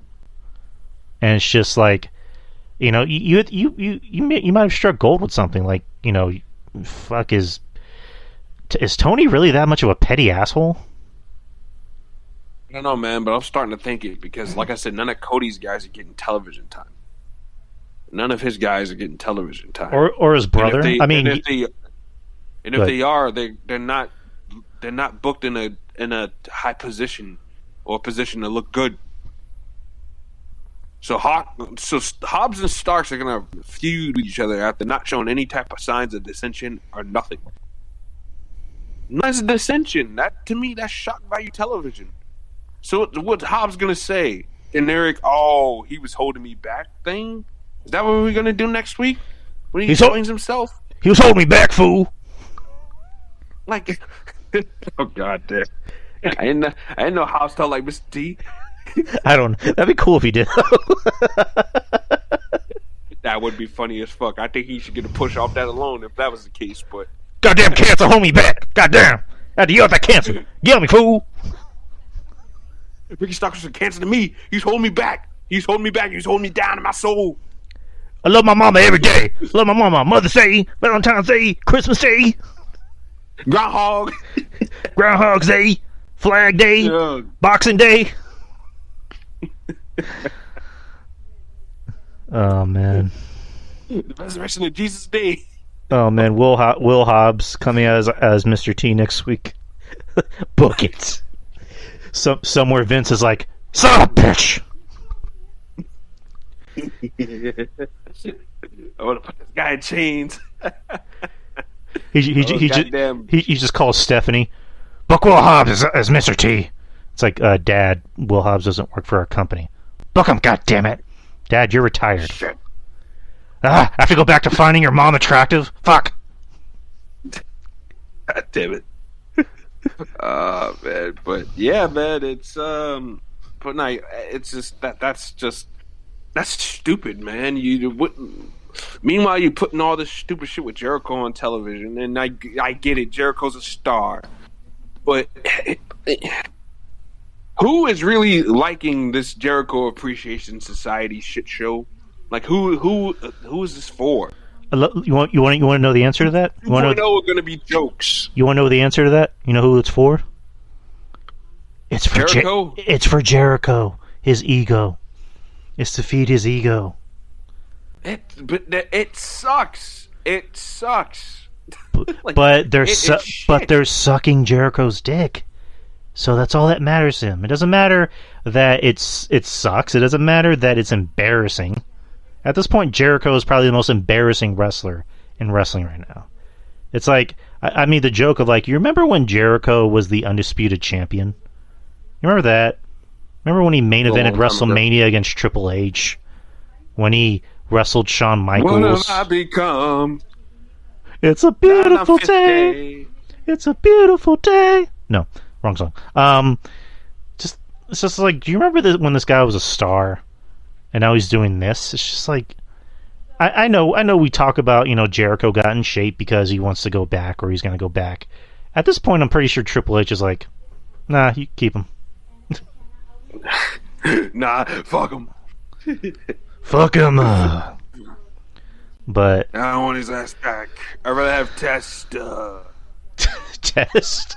Actually, I'd bring Test back. If Test was still alive, I'd bring Test back myself personally. But Test, you're doing good out there, but I was about you close up your scar on your chest because the embalming fluid keeps leaking out in the ring. Oh, good lord. Was it Chad Gable has concerns? Chad Gable has concerns. Oh man. God. But yeah, just Jericho, because I can't watch him. He's one of those. He's one of the very few people in wrestling that have go away heat with me, and that's like the majority of them are AEW wrestlers that have go away heat, and it's sad honestly because I wasn't the biggest Jericho fan growing up, not even like his WWE stuff, but it's just like I recognized that the guy had talent and he was entertaining. Yeah, and he did good shit. And like I liked his last run in control. I liked his last run in WWE. I liked the list. That stuff made me laugh. And now it's just like he's not funny. He tells unfunny jokes that he thinks is funny, that other people will think is funny. And it's just like he said for years, I'll never work in another wrestling company against Vince McMahon. And then when Tony Khan showed him his check, he's like, "Oh shit, is that another zero? Yeah, sure, I'll come work for you. As long as I can do my stupid comedy shit and do my middle-aged wrestling man thing where I'm attached to other younger talent and bringing them down on my level." It's like I just imagine Jericho is somewhere in the building, and as soon as he gets wind of like a rising up and coming wrestler or just somebody that has like some type of buzz, I can just imagine him peeking his head around the corner and going, how can I quote unquote help this situation? How can I help make this guy a star? I know. We'll do dumb musical dinner segments. Huh? We'll do that. Or we can have barbed wire explodey fuckity fuck matches. It's just like Christian Cage versus Matt Hardy next week. Oh my god, kill me now. Christian Cage in his evil turtleneck sweater.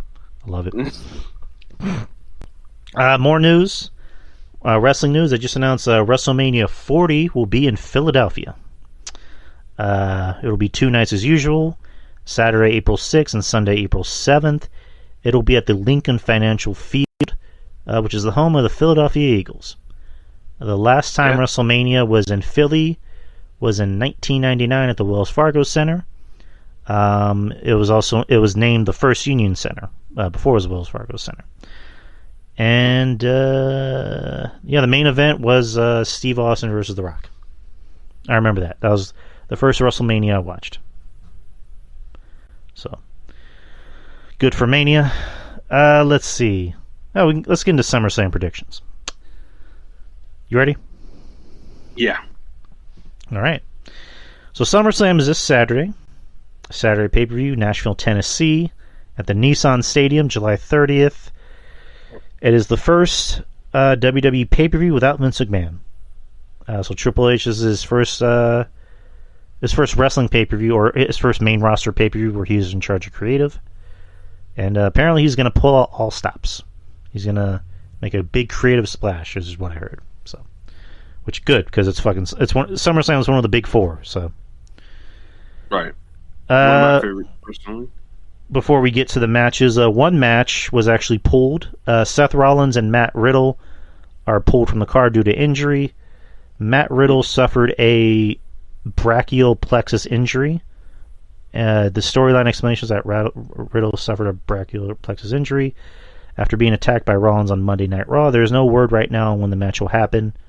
The news about the match being pulled was first announced on the bump. So is the injury legit, or did they just pull it for whatever reason? If anyone knows. I don't know. I have no idea. Because it's saying storyline. So, like, is Riddle, like, legit hurt and then they just found a way to write him off the show, or... Oh, that's weird. But it sucks that the match is off the card. Out of nowhere. Because that would have been a good match. They've been working a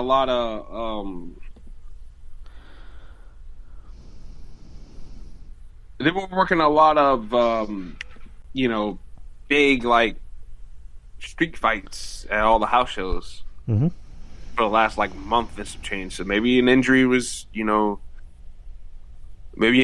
caught there, and they wrote him off because they just had a match the night before. My friend SJ, she went to the show they had in Bridgeport this weekend, and they had another, like, street fight, and those table spots, and and they've been working that for the last month.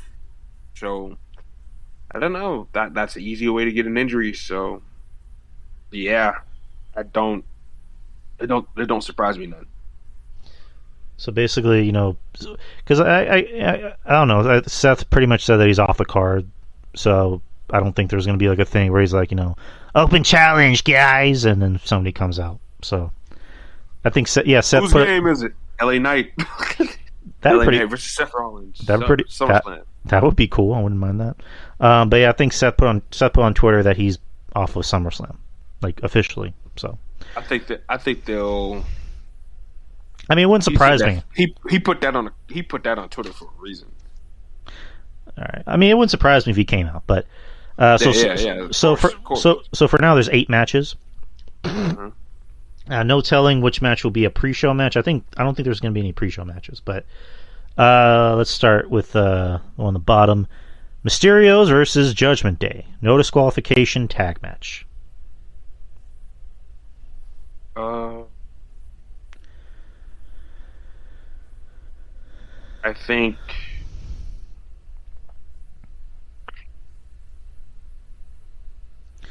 I mean, Judgment Day's got to get the win back from the other day. Yeah, I mean, give them their win. I mean, Ray's Ray. Ray can lose. He'll be fine. He's Ray.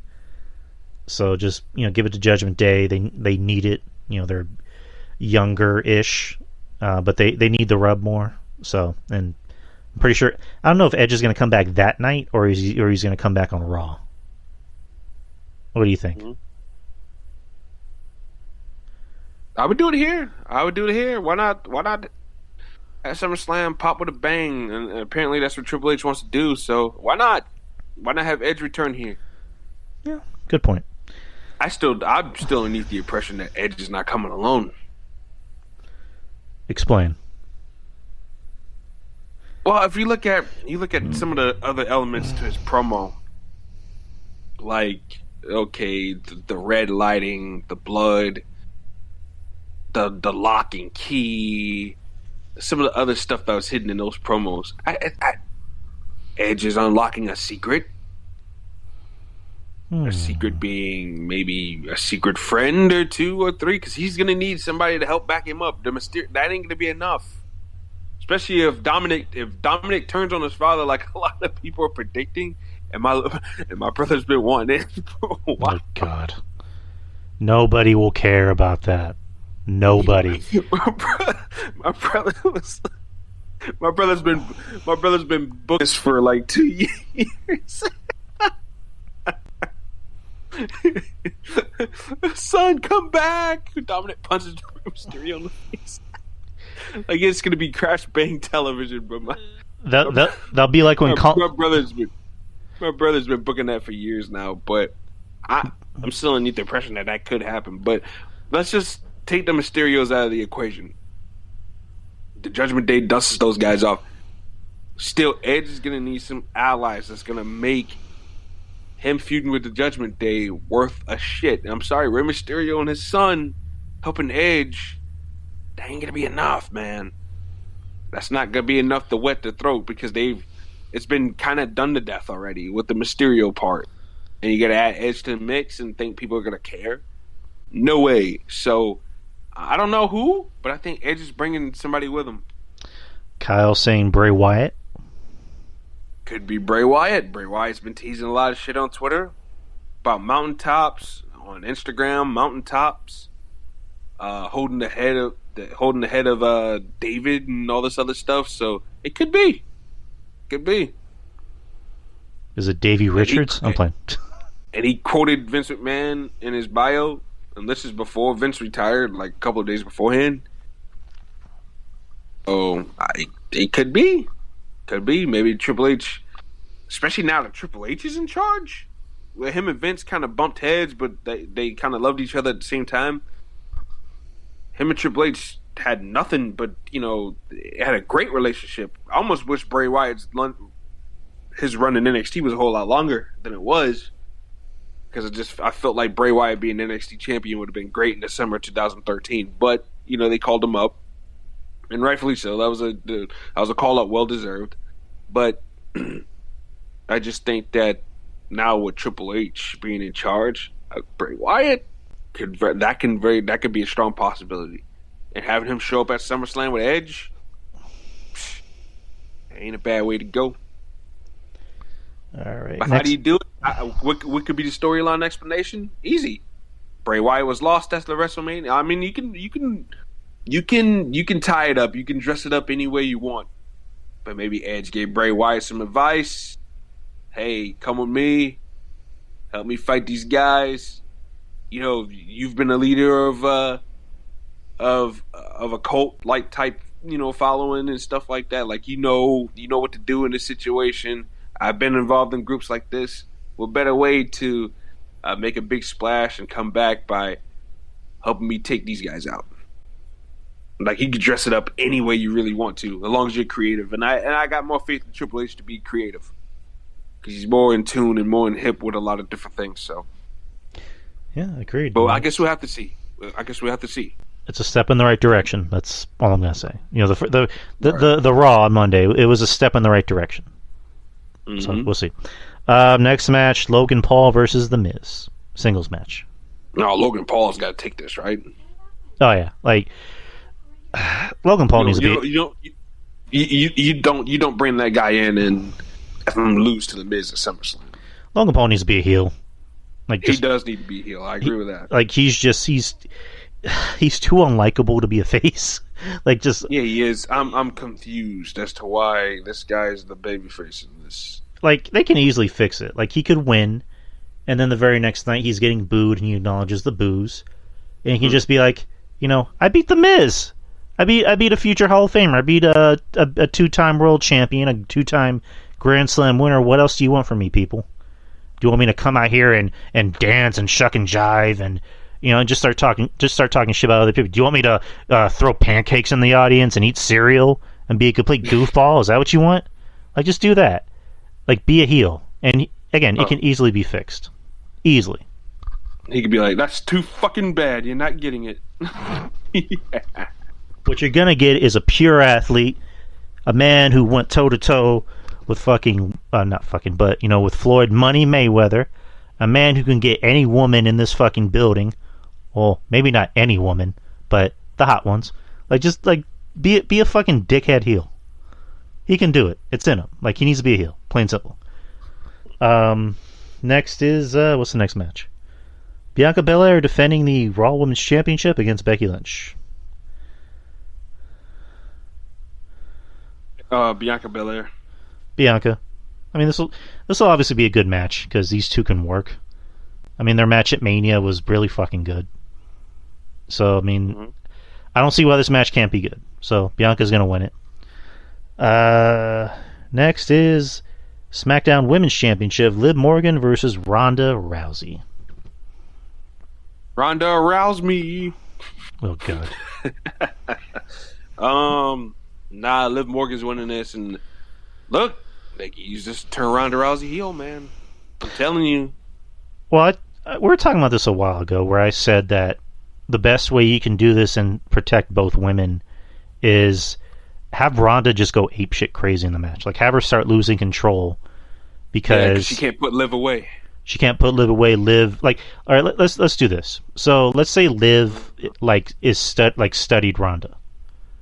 Like she studied Ronda, she knows her movements, she knows how to counter everything, and Ronda is just getting frustrated.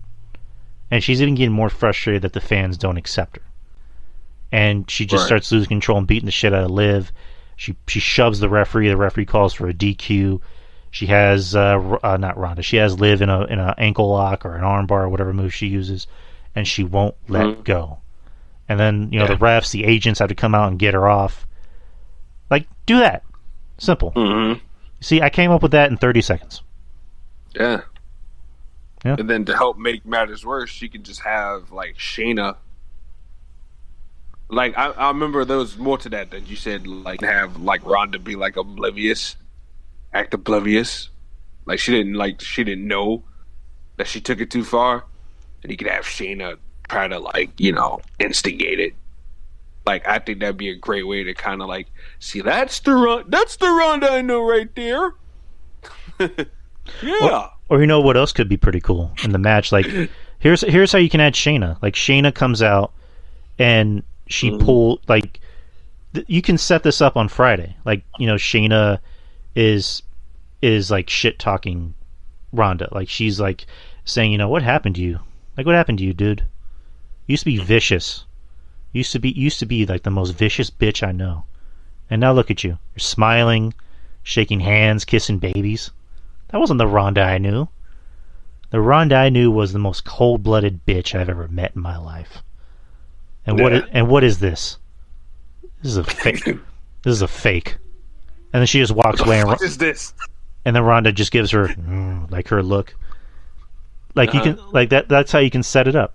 And then like the very next week on SmackDown, she comes out, like they do the whole Ronda explains her actions, and comes out and just speaks the truth. And then that's when Liv comes out and wants to get revenge, and she starts attacking Ronda. But Ronda overpowers her. But Liv's like, I don't give a fuck. I'm gonna kick your ass, bitch. So that's when Shayna comes out and gets in Ronda's face. Like, what are you doing? You gotta kick her harder. And they just gang up on her and starts do that. Yeah, that'd be great. See, I booked that in 45 seconds. There you go. There I go. Next is the Unified Tag Team Championship match. The Usos versus the Street Profits with Jeff Jarrett as the special referee. Oh, the Profits have to win the belt here, right? One would think. Because if they don't, god damn it, it's time to... I myself personally wouldn't do it yet, but if the Profits don't win the belt here, there's no way up here from here but to fucking break them up, split them up at this point. Because this is like, god damn. Like, where do you go? Feuding with Chad Gable and Otis? No. Like, it's ridiculous. You send them down to NXT to feud with fucking Diamond. Whoa, you know what? That wouldn't be bad, actually. I would like to actually see that, because Julius Creed is a fucking freak, and Montez Ford, that's almost like staring in the mirror, man. You kidding me? As far as like freak athleticism go, I'm not trying to say they're alike in the ring, but just the absolute freak athleticism both of those guys have, and for guys that wouldn't, that little show off, that'd be something nice right there. I ain't gonna lie. But by the way, did y'all see how Julius Creed went off last night on NXT? Holy shit! Mm-hmm. I gotta say, y'all, Diamond Mine, man, y'all need to put some respect on those motherfuckers' names, man. The whole group, not just Julius, but Damon Kemp looked pretty good too. I ain't gonna lie, man. He looked good. And Brutus is great, and Roddy is great as usual, but you know, still got to work on some stuff outside the ring. But other than that, yeah, Diamond Man's good. So the side note there, but yeah, my whole point is that there's nowhere else for the Street Profits to go if they don't win the belt. So, like, if you're going to Splitsville, because they even brought it up on commentary at Money in the Bank that Ford and Dawkins have had problems, and you know what I'm saying, like they haven't really been getting along. So that was said for a reason. They kept on bringing up the fact that Montez Ford picked up with 20 pounds of muscle. Well, he has, because I haven't been watching wrestling on TV, so I didn't really notice the mass until I saw the pay-per-view, and I'm like, holy shit, Montez Ford, when did he get big? He's been looking big like that for like the last couple of weeks. Which there's a reason for that. Because I think they're setting up for the split. Which here's how I can book that. I'm just gonna be I'm gonna be the booker tonight. Like, fuck it. So you Booker tonight. Drew the fucking Booker. There's the title for the show right there. True the fucking Booker. So what could happen? Like, say the Street Profits lose, and then after the match, Montez and Angelo are just sitting there like, God damn it, again, we still can't put these guys away. And then Montez just picks up Angelo's like, come on, man, we tried. And they hug, turn to the crowd. Crowd gives them a big ovation. They go to the ramp, and they look back and embrace the crowd again. And Angelo just fucking cold clocks Montez. Like, he cold clocks him. He beats the fucking piss out of him. Like, he doesn't even blink. He just does it. And of course, people come out to stop him. I mean, fuck, bring out Bianca. Like, Bianca can come out too. Like, what the hell you doing? Like, that was your friend. And then Angelo just walks to the back. And that's how you can play it. Like, Angelo could be the heel. Like, he's like, I'm out here busting my ass. I'm doing more than Montez. I'm a beast. What does Montez do? He has a nice little frog splash. He does some good flippity flops. Is that what y'all want? Is that what y'all like? You don't like a beast like me? He gets everything. He gets everything he wants. He gets all the accolades. He gets the woman. What do I got? I got nothing. Oh, y'all. Like, he can do that. And, it's like, from now I'm on my own. Montez, you've been wanting to do this for the longest time? Well, go ahead, bro. I got my own shit to do. I'm good. And then he just walks off. Like, do that. He's got to do the promo in that voice. Like he comes out dressed like an actual person and not like he's playing for the Monstars in Space Jam. Like, just come out dressed. He's got to hit the gym, man. Well, no, lately Dawkins has been pretty good. Like, he's improved. So I'll give him credit for No, that. he's good. He's good. Dawkins is good in the ring. That's never been the issue. Is that he looks like shit compared to Montez. His promos are kind of like he talks like my cousin that works with us at Walmart. Like he reminds me a whole lot of Dawkins. Like they act alike, which is not much impressive once you start to hear them talk a long period of time. But Montez Ford is, I mean, he's everything you want a star. Like, he looks good physically, no homo. He can work.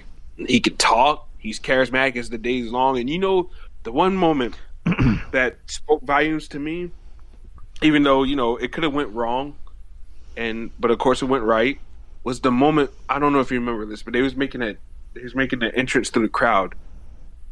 I think this is like a while back, maybe even before the pandemic, if I'm remembering correctly. But Montez Ford and Angelo Dawkins, you know, they were making their entrance to the crowd and everything. Picked up the child, and he was like holding the child and rocking the child and waving at it, and the child didn't cry, didn't really blink an eye or nothing, but instead the child kind of cracked a little bit of a smile. And I was like, wow, look at that. Like, they got something there. Like that. Like, so, because like I said, that could have went so wrong in so many different ways. But, nah, it went right. And I looked at it and I was like, man, that's a guy that you can really promote and push right there, Montez Ford. And the more and more I would be more vocal about it, the more and more I have idiots tell me, but WWE's tag team division is going to be dead if they do that. Well, I'm sorry. I guess you guys haven't been hip to the fact that WWE's tag team division has been dead for 10 years. The hell are these people talking about? The tag team division is going to be dead. So fucking what? The tag team division has never been a priority. The Usos and the Street Profits are the only two teams you can really list off the top of your head that are strongly built tag teams. We're the Alpha Academy. I mean, Alpha Academy, they're on every week, but they're not booked strong. They're usually sidemen in other people's quest against baby faces. Who else is a tag team? The Usos. I mean, less said, the better. I can't really do those guys justice. I mean, shit, they're rolling with the top guy. But who else is another tag team after that? I know they put Cedric Alexander and Ali together lately. Let's see what they do with that. Hopefully, with Triple H booking it, I mean that team could get some burn and some rub, because I think those guys are good, and I think they would complement each other well. Because Ali can talk. He's not the most rah charismatic guy, but he can talk. And Cedric has been slightly improving on trying to get the crowd more engaged into his matches. So I'll give those guys that. And they're good workers on top of that. So let's see what they do with that. The Maximum Male Models have yet to have a match. That can be another team. But outside of all that, like the Viking Raiders wearing guy liner now and furry boots. Ooh, I'm scared. Like, come on, man. Fuck. I mean, New Day. Don't forget about New Day. New Day, who cares? They're old news. Like, it's old news, and the tag team division's gonna be dead. Well, I mean, blame it on Vince, because obviously he has no type of interest in it whatsoever. Now with Triple H at the helm, he can find a new babyface team to replace the Street Profits at this point. Probably. I don't know who that team is gonna be.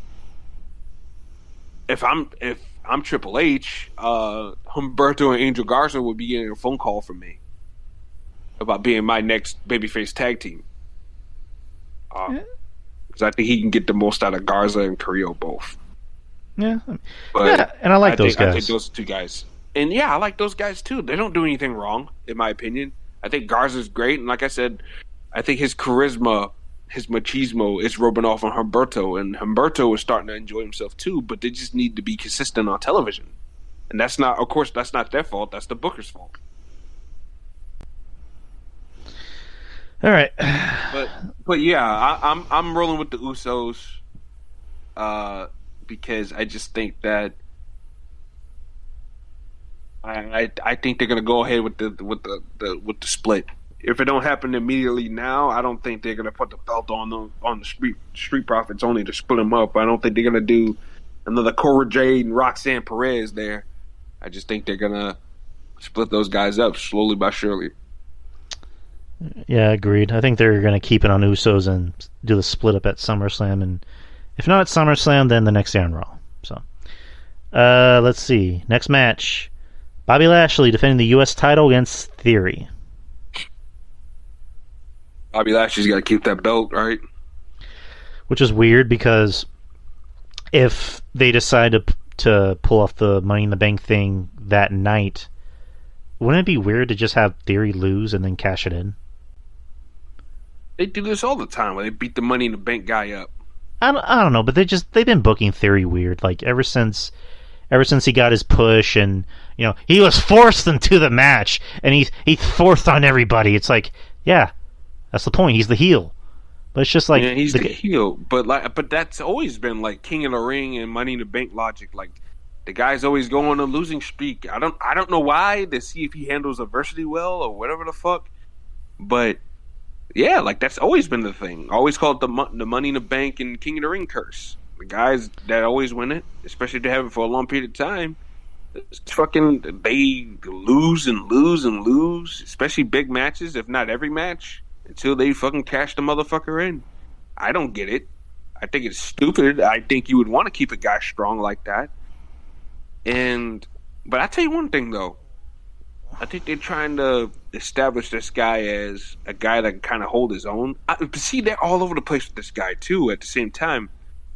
He didn't run away from Brock Lesnar the other night. And when he was with the Bloodline, of course, he smacked the dude upside the head when he had his back turned for bumping him and slapping him upside the head. But he got his due back on Jey Uso, and he was prepared to fight him. So I don't know. I don't know what they're doing. It's like they're all over the place with this guy. Which I'm happy because I'm glad they're not making him a chicken shit heel. Because I hate cool heels and I hate chicken shit heels. Like I don't like that. Like I hate when they do that, and I'm glad they're not making them that way. So, I don't know. It's just like I like Bobby Lashley and he's over as fuck, but at the same token, it's just like U.S. champion is just like ugh. He's above that title. Mid-card champion? He's above that title. Like he should literally like his next feud should be against Roman. He should be in a feud against Roman. It should have been for this show. Do we really need Roman and Brock again for the umpteenth thousandth time? A perfectly built Bobby Lashley Roman Reigns clash could have did some justice, and then you could have Brock Lesnar fight somebody else. I mean, you got a guy like Bobby Lashley who's like in his mid-40s, but he doesn't look it. Like he's in the best shape I've seen him in. Bobby Lashley does not look like he ages at all. Oh no, he does not age. Holy shit! Like I want his genes. I think maybe I can get there because my mother still looks young. Hell, my mother looks young enough that people think we date because we don't look exactly alike in the face. So people think me and my mother date. And I'm like, no, no. Like, what the fuck? That's weird. But yeah, Bobby Lashley looks fucking great. Gets a great reaction. It's like they take 10 steps forward with him and they take 20 back. Because I was confused as shit when he won the U.S. belt last month at the pay-per-view. It didn't make any sense to me. Still doesn't make sense to me now. But I keep it on him because I think Theory's past the belt. Oh, even though I would put the belt on him because I don't believe for 1 second he's cashing in on Saturday. That's just me personally. I don't think he is because they've been teasing it too much. They've been teasing it way too much. It's way too obvious. It's way too obvious. Yeah, it's way too obvious. It's way too obvious. So let me ask you something. Mm-hmm. What do you think about the whole thing with Ziggler just randomly fucking with Theory? They gotta explain that. That doesn't make any fucking sense. Like, doesn't make any sense. Ziggler just randomly walks out during a match and costs Theory the match. I mean, I know why. Backstage wise, I know why. It gives Theory a babyface to work with that can bump around and sell his shit. I mean, AJ. So backstage, I mean, I get that, but AJ Ziggler's a better seller. I So AJ, so Dolph Ziggler's he's not a better seller than AJ Styles. Here's what I'm saying. I'd rather have AJ because Ziggler to me is just like he's just there. Like but Ziggler's gonna make his moves look devastating. Yeah, but I get what you're saying as far as program wise, but I don't. I think the matches with Theory and Ziggler are gonna pop more because Ziggler's gonna bump around for this guy and make him look really strong. But Ziggler, which is what he needs at this point. Here's the thing, though. Said it yourself. But here's the thing, though, that Ziggler was literally just a heel not too long ago, and then he comes back and he's a face for no reason. He was gone. He was gone for a while, and then he kicked MVP off the stage. So I guess that turned him babyface, anyways. I don't know. You don't remember that when he kicked MVP off the stage and he fell into Omos's arms like he just got shot? I remember. So yeah, that was kind of like the babyface turned in. So I don't even watch Raw every week. So how did people miss that? When people go, well, isn't this random? Well, the whole thing with him attacking Theory is random because they hadn't said anything about it. But the turn isn't random because he turned babyface last month when he kicked Omos or MVP off the stage. But I'm just saying that Ziggler's going to make Theory look better because, guess what? Ziggler's the bumper man. Oh, and let me guess. Let me just set it up for everybody's going to be bitching, right? When AJ Styles has to down and lose to Theory every week. Y'all prepared for that? Because that's exactly what's going to happen if y'all want AJ Styles to fight Theory. So I'd rather it be Dolph Ziggler because Dolph Ziggler could take a loss.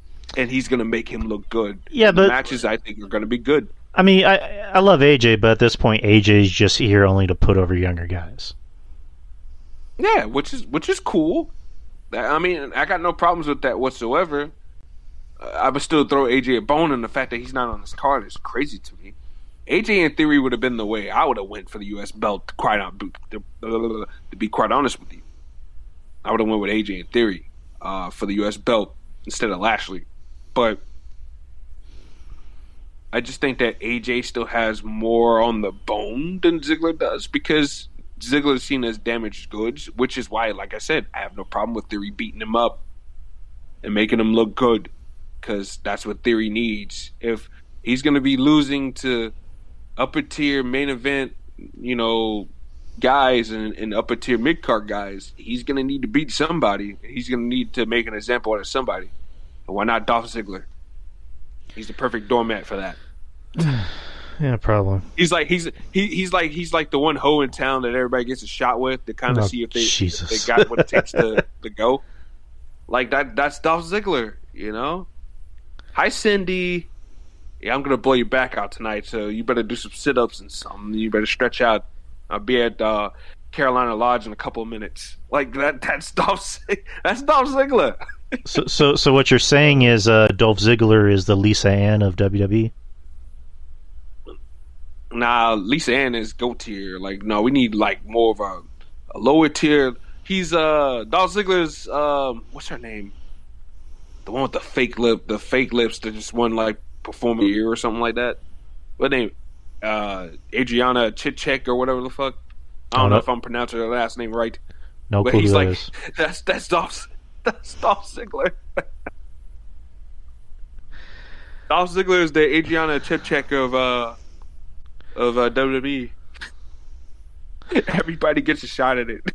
Oh, Jesus Christ. Everybody gets a shot to beat that up. Are you sure you're not talking about Ava Devine? Oh, God. Ugh. Dolph Ziggler's the Ava... Never mind. Let's get back on track. We're never going to get anything done. So we agree Bobby Lashley is going to win. Yeah, Lashley's going to win. Lashley for the Duke. All right. Next match, Pat McAfee versus Happy Corbin, singles match. Well, McAfee has to win this, right? To keep him looking strong as an attraction. So whenever they go to pluck him off the desk, and it means a little bit more. And Corbin could take a loss. And look, hey, I would be all in favor of Baron Corbin going back to being Baron Corbin again.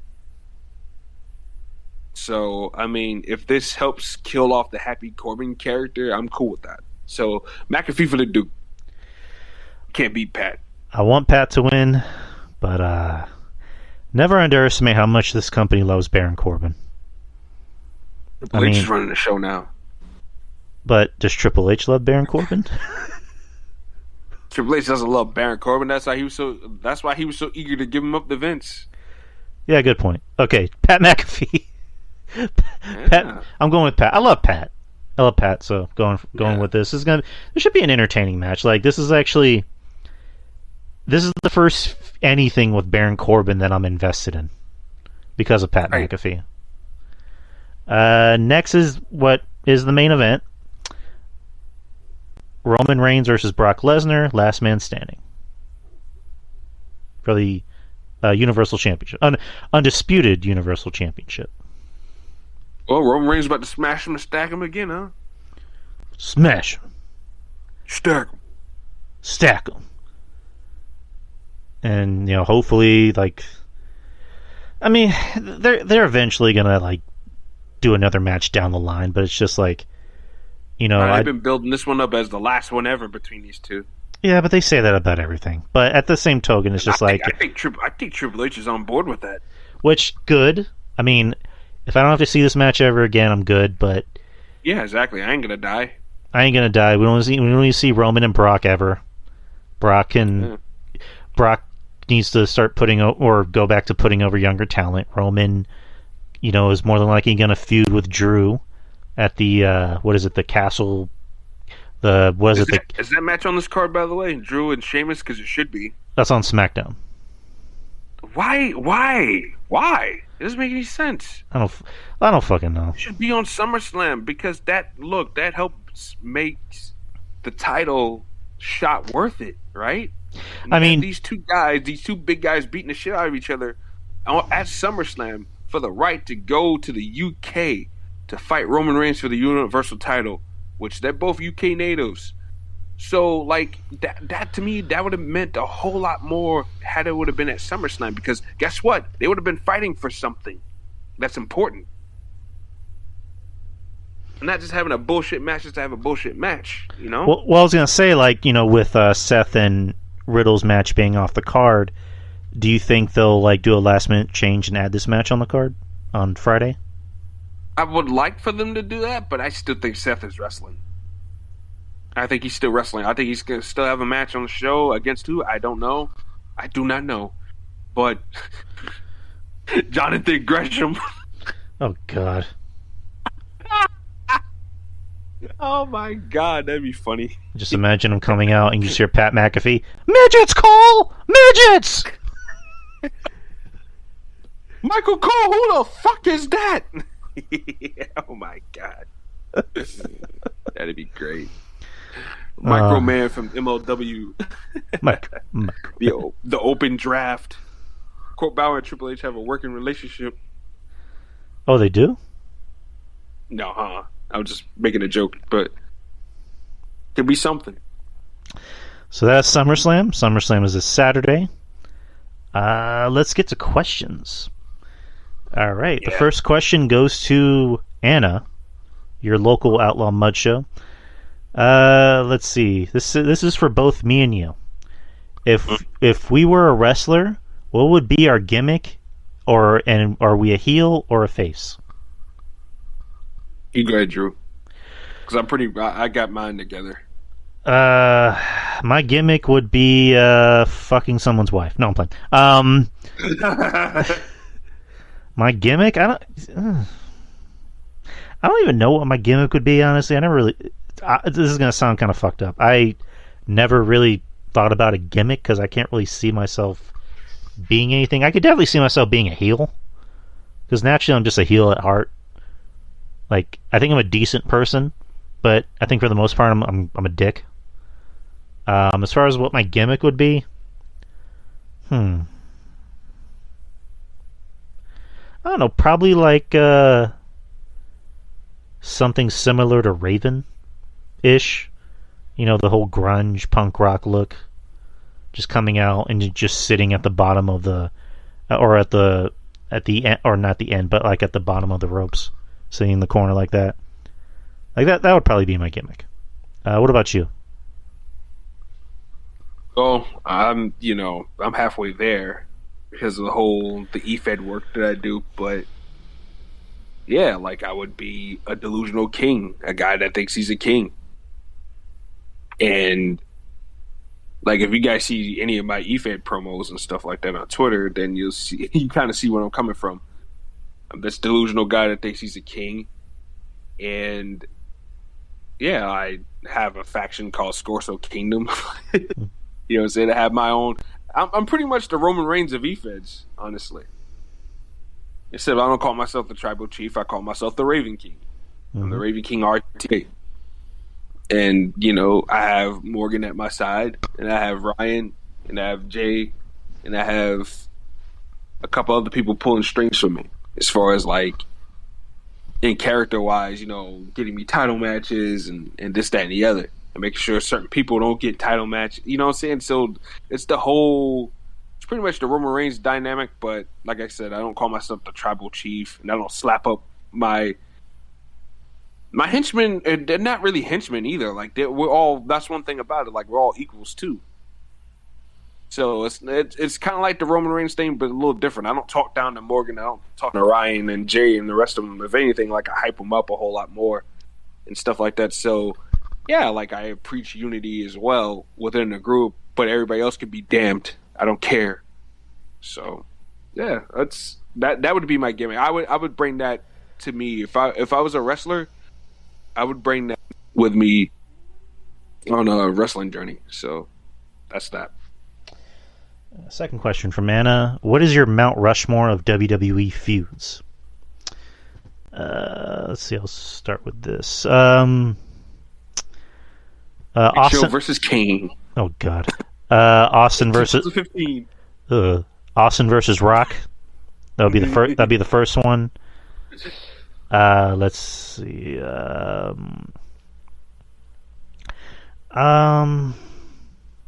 know I just like talked a lot of shit about him earlier, but Cena and Punk, because it seemed personal. The Hardy Boys versus the Hardy Boys versus Edge and Christian. That's a good feud. And if I had to pick another one,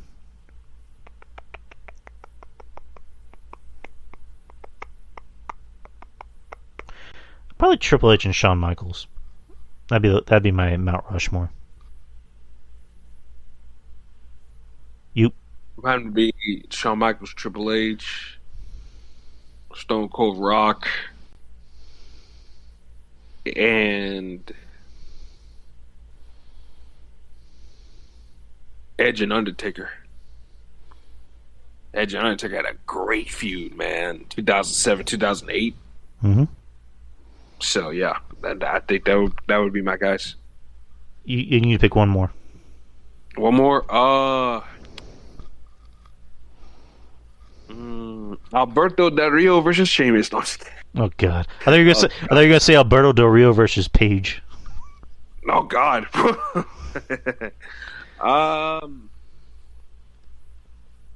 You know what? Let's show some love to the ladies. Paige and Emma from NXT. That was a damn good feud. I love that feud. All right. Next question. Anna wants to know: is CM Yucking Goof really an alien? That's a damn good question. Why don't you check his balls and tell him? I mean, I don't want to make assumptions about people. I don't want to go out there and spread false narratives. But I'm gonna go ahead and say yes. But I think he's a good alien. I don't think he's here to cause carnage and, you know, take over the universe. I just think he's here to make to ask very ridiculous questions. That's what he's here for. All right. And his next question, I think this is for me. Are the stars at night really big and bright deep in the heart of Texas? Yeah, I guess. It's hot as fuck here. Next question. Should you, Vince McMahon, and RJ start a new wrestling promotion?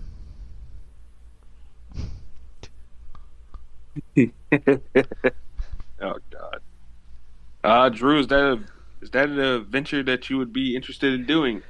Hey, as long as he's paying us. Nah, that's true. I ain't gotta go to work no more. You know what? I think I might have to consider that. Vince just better not put his hands on me. We good. It's like, who's this powerhouse Hobbs? I want to be Mr. T. Underneath go, I don't give a shit. Shit. but Vince, that's kind of offensive. Shit. Now bring in that paralegal. Oh, shit. Vince, that's kind of offensive. I don't give a shit. God damn it, where's Ashley Massaro at? Oh, God. God damn it. Oh. She's not around anymore. Oh. Find her.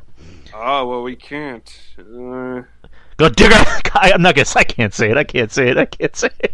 I know. Dig her up. Oh, God damn it. Jesus Christ. Ashley Massaro. Oh my God. I love you, Ashley. Oh man, I'm fucked up. I'm awful. Next question. Oh, it's not really a question. It's more of a statement. I read that there's a Black Panther open world game being worked on. Yeah, Goof. Yeah, Goof. We know that Ashley's dead. Yeah, Goof is saying, you know she's dead. I'm like, yeah, we know she's dead. Yeah. That was me mainly doing my really awful just black humor or dark humor. I mean, yeah, there's a Black Panther open world game being worked on for, I think, was it EA? Mm-hmm. So that'd be I have zero faith in EA. Their graphics are terrible, man. Jesus. By the way, what'd you think of the? Go ahead. I got to see what this game's looking like first before I begin to even think about purchasing it. What did you think about the Wakanda Forever trailer? I thought it was good. I know a lot of people, this was trash. And some of the reasons I saw that people said it was trash because we didn't see the Black Panther not one time. They didn't explain anything. They didn't do this, that, and the other. It's a fucking teaser. Like, it's a teaser trailer. It's not the official trailer yet. We still got ways to go till November gets here. Like, just calm the fuck down. It was a very beautiful trailer. Like, oh, it was. I thought it was great. Seeing great. Fucking Namor.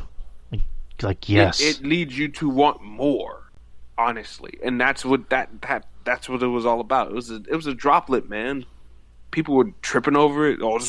We don't know anything. We got more questions than answers. Good, because they'll be solved by the time the movie gets, or around the time the movie gets here, I should say. Who do you think is at the end? Like, who do you think is wearing the Panther suit? Got to be Michael B. Jordan, right?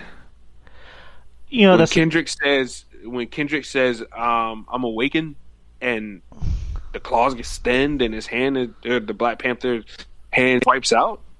You didn't think that was done on purpose? You know, I didn't think about the lyric. Because like you and me talked about this before. Like, as I said, we didn't see Killmonger die. We just saw him pull the knife out of his heart or his chest or whatever.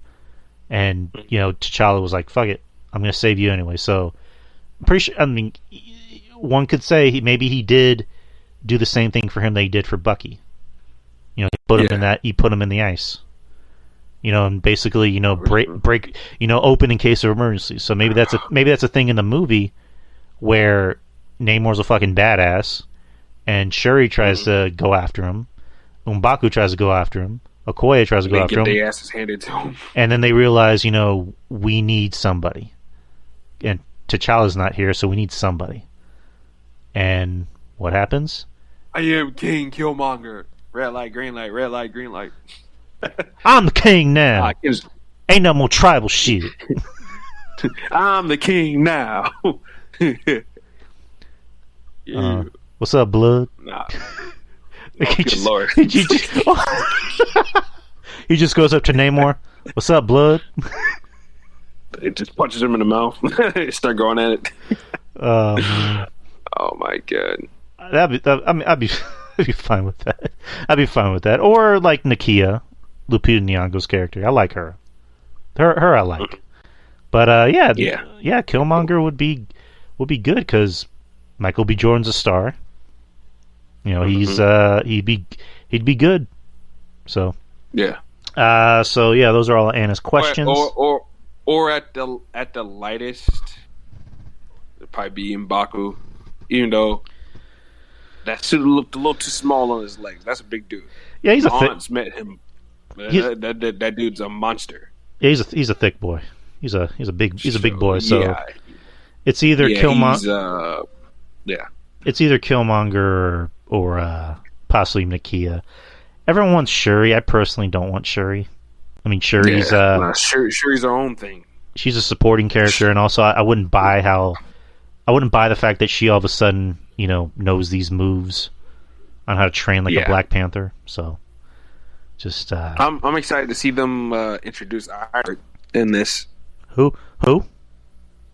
Ironheart. Oh yeah, she's in it too. Like she's and she does like the nod to Tony Stark, where she's like, you know, hammering away at her armor.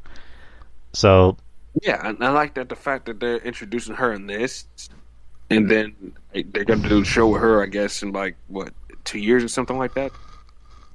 So yeah, like giving her some room to breathe and grow in this movie, and then do a show or something like that with her. I like that. I like it. Why not? All right. I see some people was complaining about that too. Whoa! In this show, I'm like, what? MCU.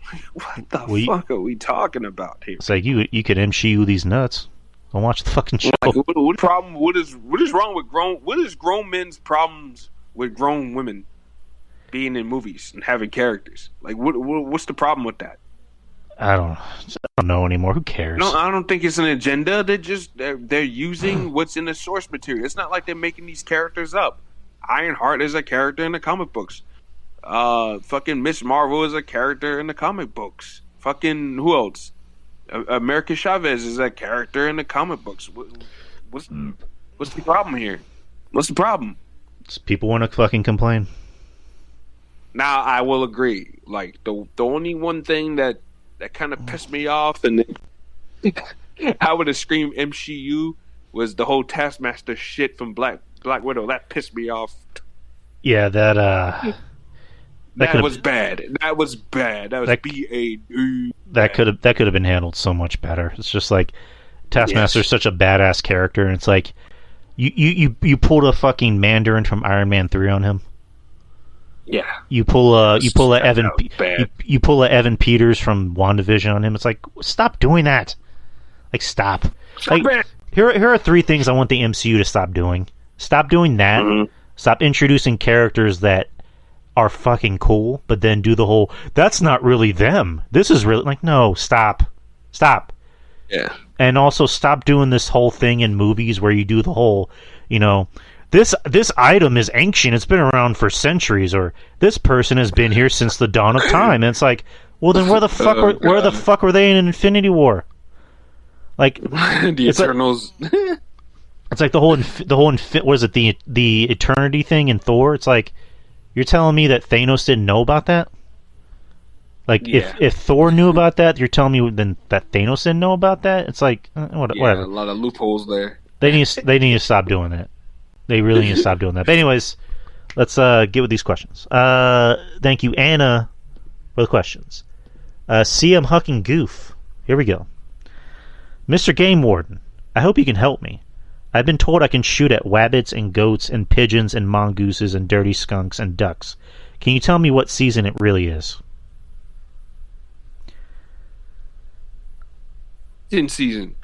It's what? It's what season? It's hunting season. It's hunting season.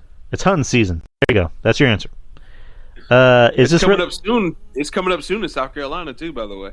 Oh damn! August is around the corner. What, August 5th or something? So yeah, we're gonna hear a lot of poems around here. Not much in this neighborhood, but in my old neighborhood that I used to stay in, growing up, yeah, you hear a lot of that out there in the country, just shooting up shit. I'm glad I'm not anywhere near that bullshit. Yeah, be very afraid or very happy. Next question: is this a podcast or a diversion for the true masters of society to make their move by using boy bands and coffee shops as a front? Oh yeah, definitely. Like Drew, Yari, and myself are just running a sex ring right now. This is just the cover. Sex ring. Sex ring. You know, instead of starting our own promotion, that's what me and Vince and RJ are going to do. We're just going to run our own sex ring. Right. Bella Danger's #1. We just come in and Vince is like, well, you fuckers are late for the orgy again. I just start without you. God damn it, RJ, get in! Work those hips! Vince, stop doing commentary in my ear.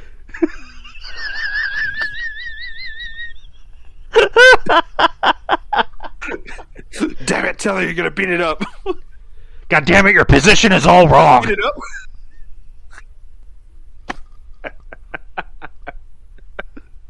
Oh God! And then just for no reason, and then of course Arn Anderson is there with his hose.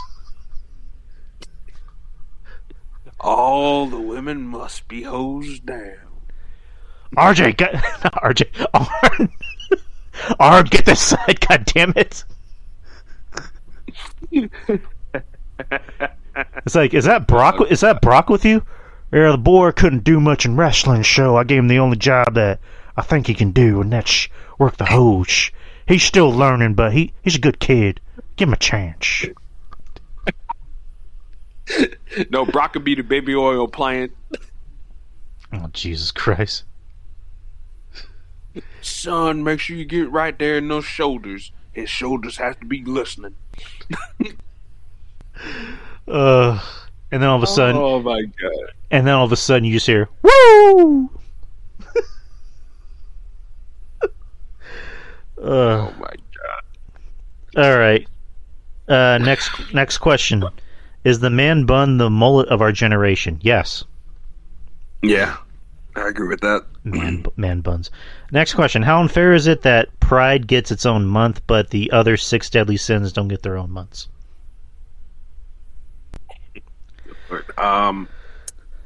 She got to talk it up with the people. Like I don't know. I mean, the month of gluttony would be interesting, but I can imagine there would be a lot of diabetes reported cases. Like, was it the month of envy?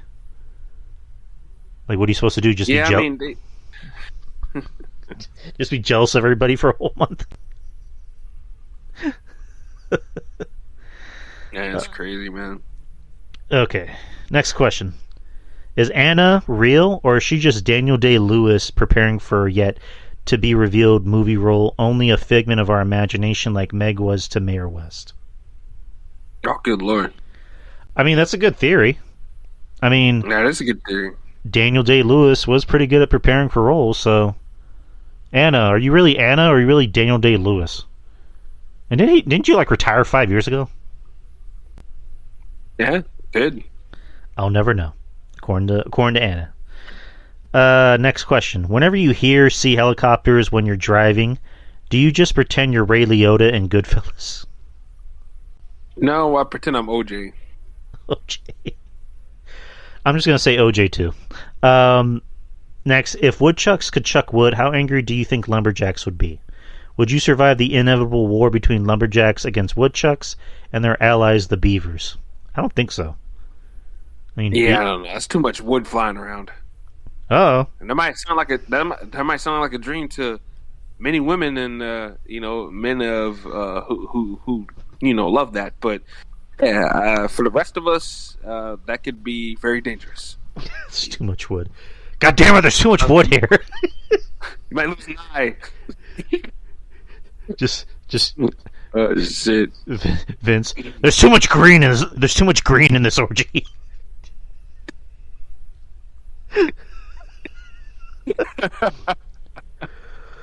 Oh God! Get it hard. Yeah. I'm a man of substance. Next question. The only reason why I'm that way is because I want to give her my substance. I got the genetic jackhammer, baby. Should anyone mess with Adam Wee? I don't think so. Adam Wee, baby. Adam Wee, baby. Next question. Well, the following is a 3-part question. What does everybody want? Head. What does everybody need? Head. What does everybody love? Head. Exactly. And Kyle gets it. How do you reestablish Keith Lee as a badass big man in AEW as someone to be feared and not be fucked with? I think personally, I think that boat sailed a long time ago. Like the boat has sailed, but the way you rehab it, you pull Keith Lee off of TV. You pull him off of TV for maybe a month, bring him back, have him start squashing guys. That's what's missing in AEW. That's one thing for the life of me I do not understand.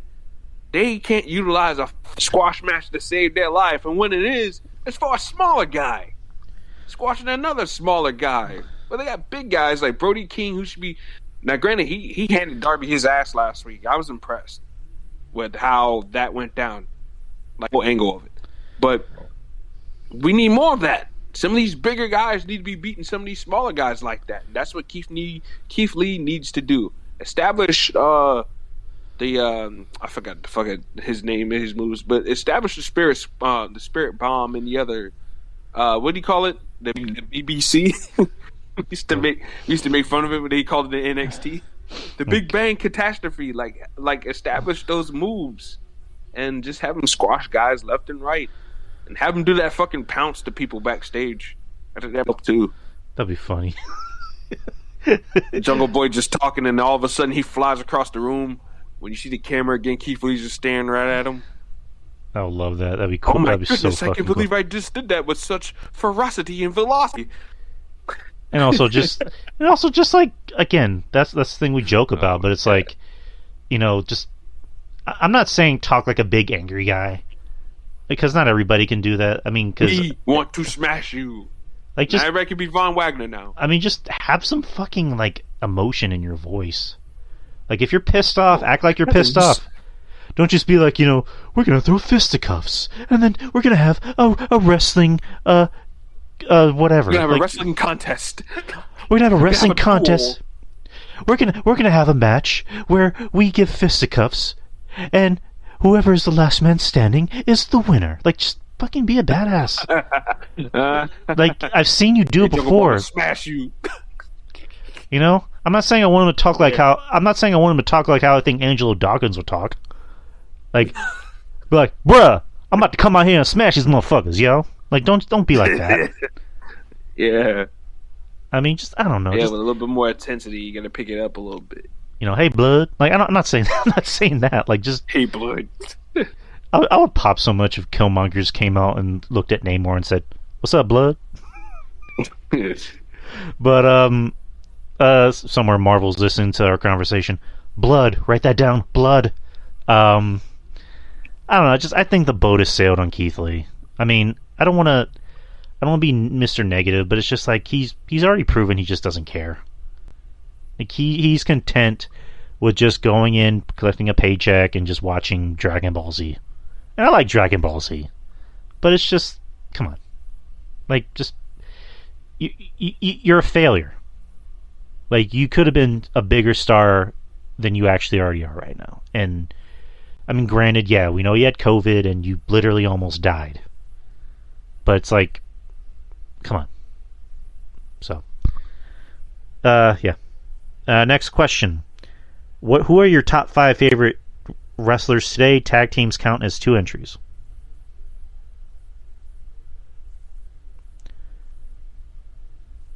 RJ? My favorite wrestlers today? Uh-huh. Top 5. Top 5. Hammerstone, Fatu.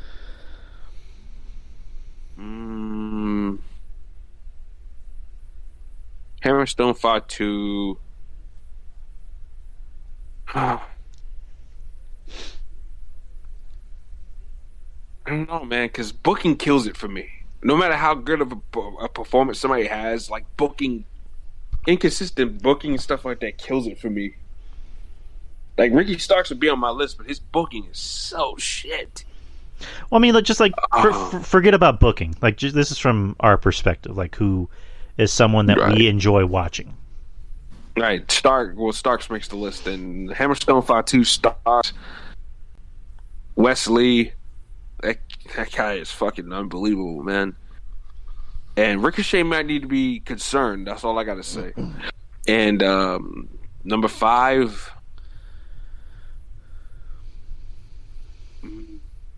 Shane Mercer from GCW. That guy's a fucking machine. And if I'm Triple H, I'm making a phone call to that motherfucker to bring him to WWE. All right. Me. Drew. What? Watch that guy's work. Watch that guy's work if you can. Shane Mercer. All right, I'll give him a watch. Oh man, I'm telling you, power moves. Dude's got it, man. He's got it. All right. For me, AJ Cross. Our boy Cross. Man,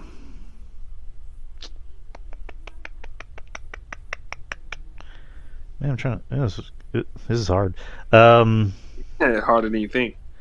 Yeah, it's hard. It's harder than we think. AJ Cross, MJF. I want to say Cody, but I don't want to sound like I'm being a dick rider or anything. I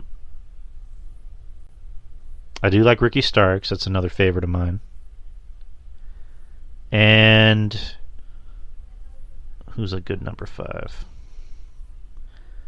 I would say Riddle. Mm-hmm. Those are my 5. He's been in his bag lately. Yeah, he's been stepping it up. And honorable mention. Bobby Lashley would be one for me. I'd give it to fucking what the fuck's his name? Oh, Pat McAfee. Yeah. All right. He's got a few more questions. Favorite old school cartoon character, for example, Mickey Mouse, Bugs Bunny, Yogi Bear, Felix the Cat, etc. Bye. I'll go with Bugs Bunny because that's where I learned my sarcasm from. So go with Bugs Bunny. Yeah. Let's see. Third, it's not really a question. It's just I guess a thing he's saying. The Drew Yari Show, but it's recorded in front of a live studio audience. That's right. Hold on, I got something for you. Oh, here we go. Oh no, not Lex Steele again.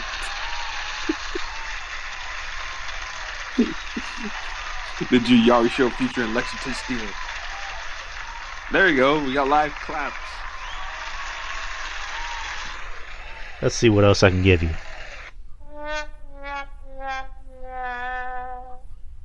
Or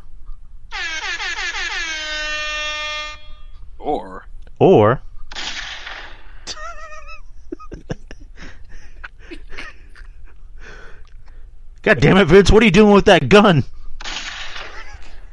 McMahon's got a gun. Or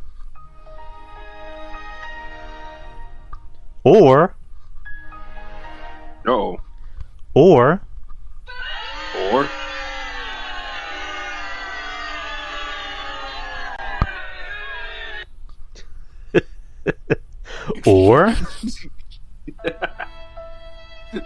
oh man, he's going sound bite crazy people. Just hot-shotting everything.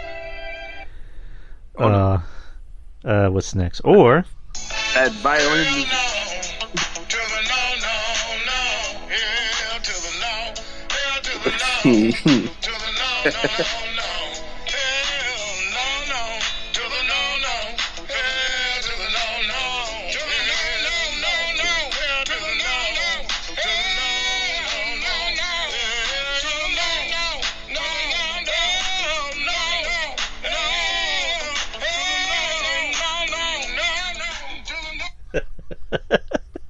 No.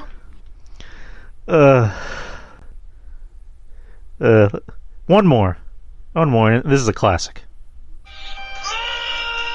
There you go. God. I knew it was gonna be in there.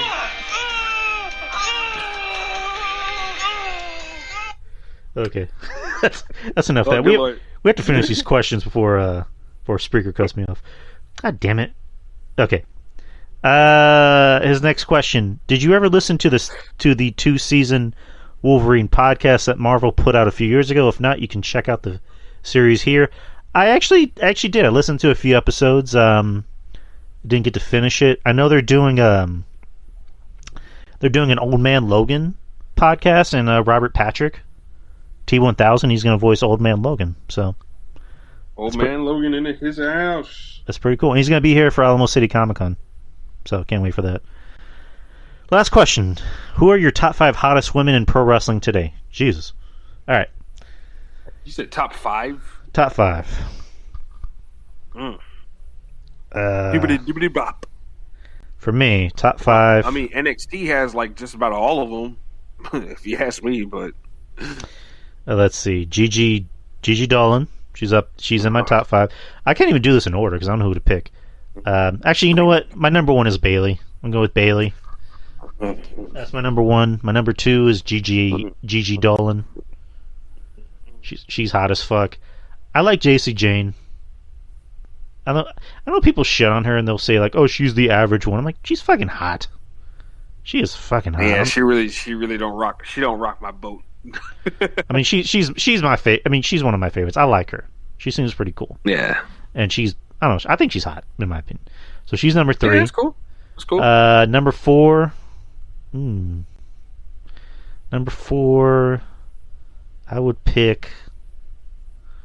Who the fuck would I pick? Mandy Rose. Mandy Rose is number 4. Number 5. I would go with. Bella Danger. No. Number Ellie 5. J. Oh, good Lord. Number 5. I would go with Anna Jay. Wrong J. Ollie J. Ollie is better. Good Lord, she is thicker. Thick. Ollie J. Oof. Are you ready for my top 5? Let me give you a prediction. Number 1, Nikita Lyons. Number 2, Nikita Lyons' ass cheeks. Nah. Nope. What is it? Well, Tell me. No, in no particular order. Shotzi, Gigi Dolan, Tony Storm.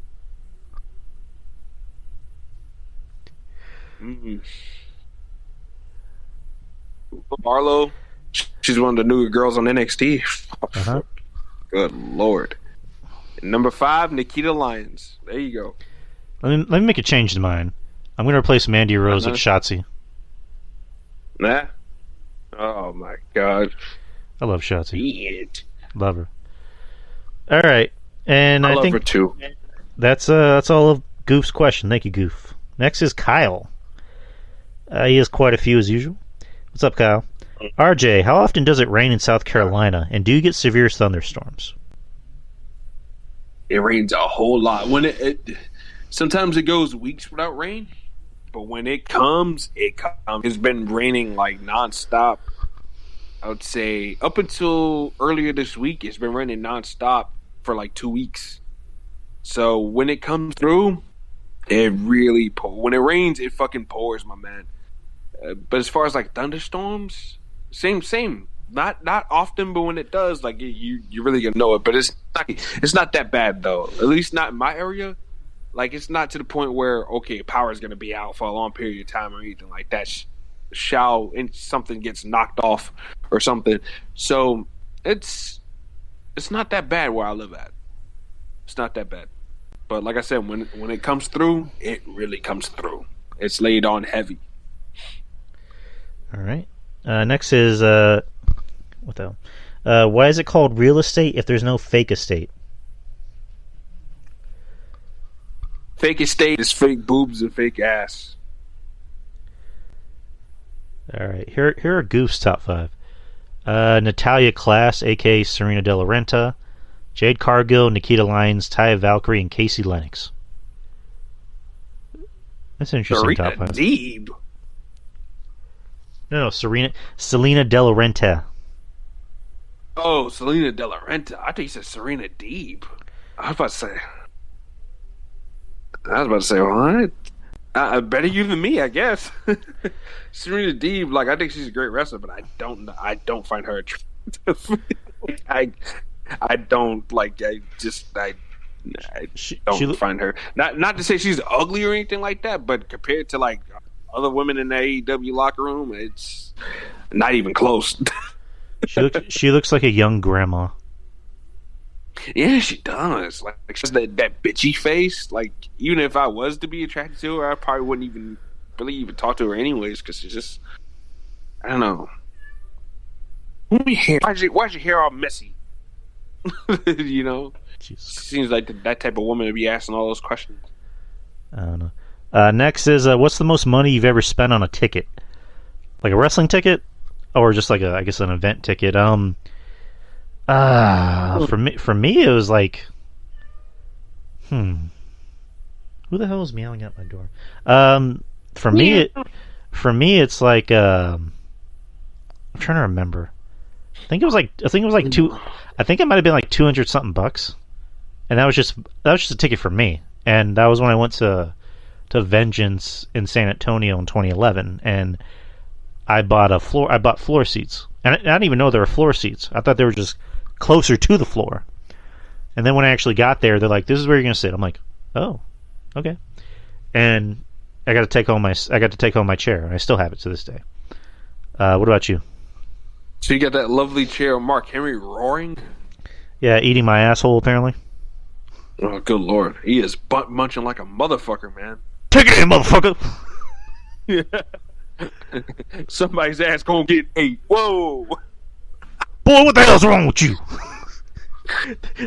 That actually happened, by the way. Like he was at a match, I think, against Shawn Michaels, and Shawn just starts going crazy and attacking him, and then Mark pushes him off, and you just hear Mark go, "Boy, what the hell's wrong with you?"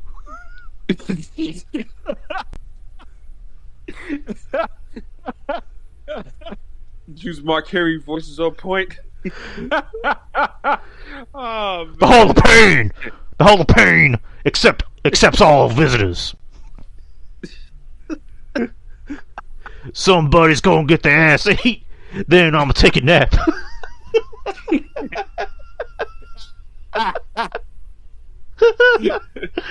Oh. Eat it up, beat it up, eat it up, eat it up, beat it up, beat it up. I'd never toss my salad in, never been scared of a man. Never been scared of a man's anus. If it look real tight, then I'm about to go with it. Ah, shit. God damn it. I'm the mean of the mean, the nightmare dream, the root of all evil. Let me stick my dick in your ass. Yeah, I'm a booty licker, and I'm a rim jabber. Somebody gonna get the salad toss. I love the way them booty looks in them Wrangler jeans. Shit. Oh man. Anyways, Lord. Answer the question. What's the most you spent at an event for a ticket? $60 at an NXT show. God damn. That's not too bad. No, it was 4 seats, so yeah. I was right there behind the barricade. I got to see what's her name? It was before she retired again. The girl that was in TNA, Rosie Lotta Love. When NXT, they brought her in for a short little brief spell in 2017. And she had lost a lot of weight. She lost a lot of weight. And I was like, holy shit, there ain't no way in the world that's the same woman. She didn't even facially look the same. Yeah, I got to see her, and we got to see a couple other people. So yeah, that was pretty cool. Like it wasn't like a star-studded show. So we didn't Gargano or Cole or anybody like that. Not at that show. But the next one we got to see in Charleston, like that was the one that had Cole and Gargano and Velveteen Dream, a couple people. And that was the one where the Chinese girl, her gear popped and my brother lost it. Oh my God! Look at her ass! Oh my God! Because damn, her ass is fat. Not Xia Li, but the other one. forgot what her name is. I don't even know if she's still wrestling anymore. You know what? I think I remember who that is. I'm just The fucking cutesy forgetting. Chinese girl. I think we talked about it on the show once. Yeah, we definitely talked about it. But no, not Wendy Chu. She ain't with the company no more. This girl. I don't know. It'll come to us. Next is Zeta. Eddie's got it. Zeta. okay. Somebody put up a picture. Somebody put up a picture of this Zeta Shing. She's a thick girl. She's a thick Chinese girl. Let's see. Next question. Your thoughts on the announcement that WrestleMania 40 in 2024 will be in Philly? We kind of covered that. I mean, it's good. You know, good for Philly. It's a good market. Different market. Yeah, why not? I mean, Philly's a fucking like raucous wrestling crowd, so they're gonna go ape shit for that. Oh, you damn right. Especially if the locals are going. Shit. Yeah, it's gonna be good. That's a good spot to have WrestleMania. Next is, do you think there will be... Let me rephrase it. Do you think there will ever be another WrestleMania in the Midwest? The last one was in 2007 for WrestleMania 23 at Ford Field in Detroit. If there is another, I'm predicting it's held in Indianapolis, Minneapolis, or St. Louis because they have dome football stadiums. I mean, yeah. Mm-hmm. Yeah, I mean, I see that. They're gonna go. They're just, they're balancing out their options, and I think the choice to go to Philly because been the Philly mania since what was this? 99. I'd say 99. Yeah, it was a long time. So I think they're just weighing their options and seeing which place is going to be the best place, the best market that they feel they're going to go into. And with Triple H in charge, I mean, he'd be wanting to do that. He'd be wanting to go, let's choose the smart crowds. Let's choose Chicago. Let's choose, Philadelphia, like they just did. Like, I mean, fuck. I'm pretty sure they're gonna have a Mania in Toronto. Yeah. Sooner rather than later. They need to go back. So I'm fine with that. Next question, Drew. Will you ever go to a San Antonio XFL game at Alamo Dome in 2023? Yeah, sure. Why not? I mean, San Antonio's getting an XFL team, guys. Awesome. I'm all for that. Yay! Yay! That's gonna be me at my seat. Yeah. Yay! Touchdown! Touchdown for the San Antonio fuck muffins or whatever the fuck they're called. The San Antonio ass wipers. Good Lord. Yeah, Goof, that's gonna be me. Yay! Gonna be like what, San Antonio Toros or something like that. That's already a team. That's already a team. I think that's the what is it, the D League team? Nah, not anymore. Austin Toros. San Antonio Yards. They're the Austins now. The San Antonio Mark Henrys. Oh man. Next is F Marry Kill. Ooh, okay. No. Ooh, oh my. Bailey, Liv Morgan, or Bianca Belair? Oh, Jesus. Oh, man. Ah.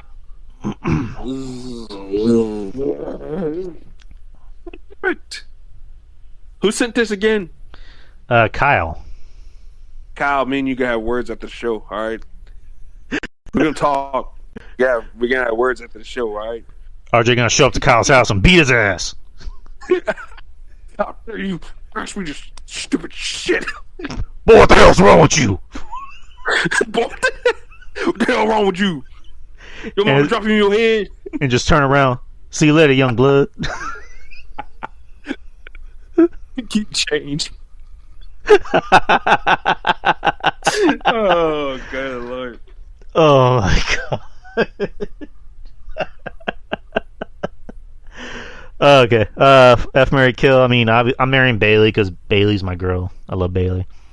I would say fuck Liv, but Liv just seems like the type of girl that would never shut the fuck up. Like, she would just be loud as fuck. So I'm gonna kill her. I'm gonna fuck Bianca because I think Bianca would fuck me. Like, because she's that much of a beast. Damn, Drew in the butt position.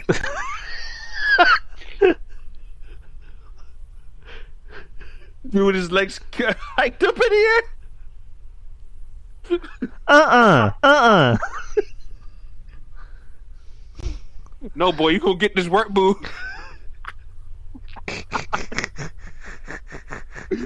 He was like, I never had this feeling before. Why am I all of a sudden Keith Lee? That's how good Bianca's gonna buck you, bro. Welcome to the Drew Yari Show, good gentlemen. Oh my god. Okay, so what about you? I gotta marry Bailey. Fuck Liv, and I can't be doing no butt position in bed, man. So I gotta get rid of Bianca. But damn, I didn't want to. Damn. We're getting close. Bailey's ass makes me go damn. We're getting close to 3 hours, so fuck it. I'm gonna split this into 2 episodes. So let me just stop the because we're not live on Spreaker. I'm just doing Yari Show begins now.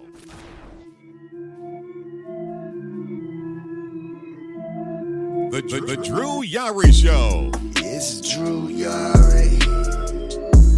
It's Drew Yari. The Drew Yari Show. It's Drew Yari. It's Drew Yari. The Drew Yari Show. It's Drew Yari. The Drew Yari Show. It's Drew Yari. The Drew Yari Show.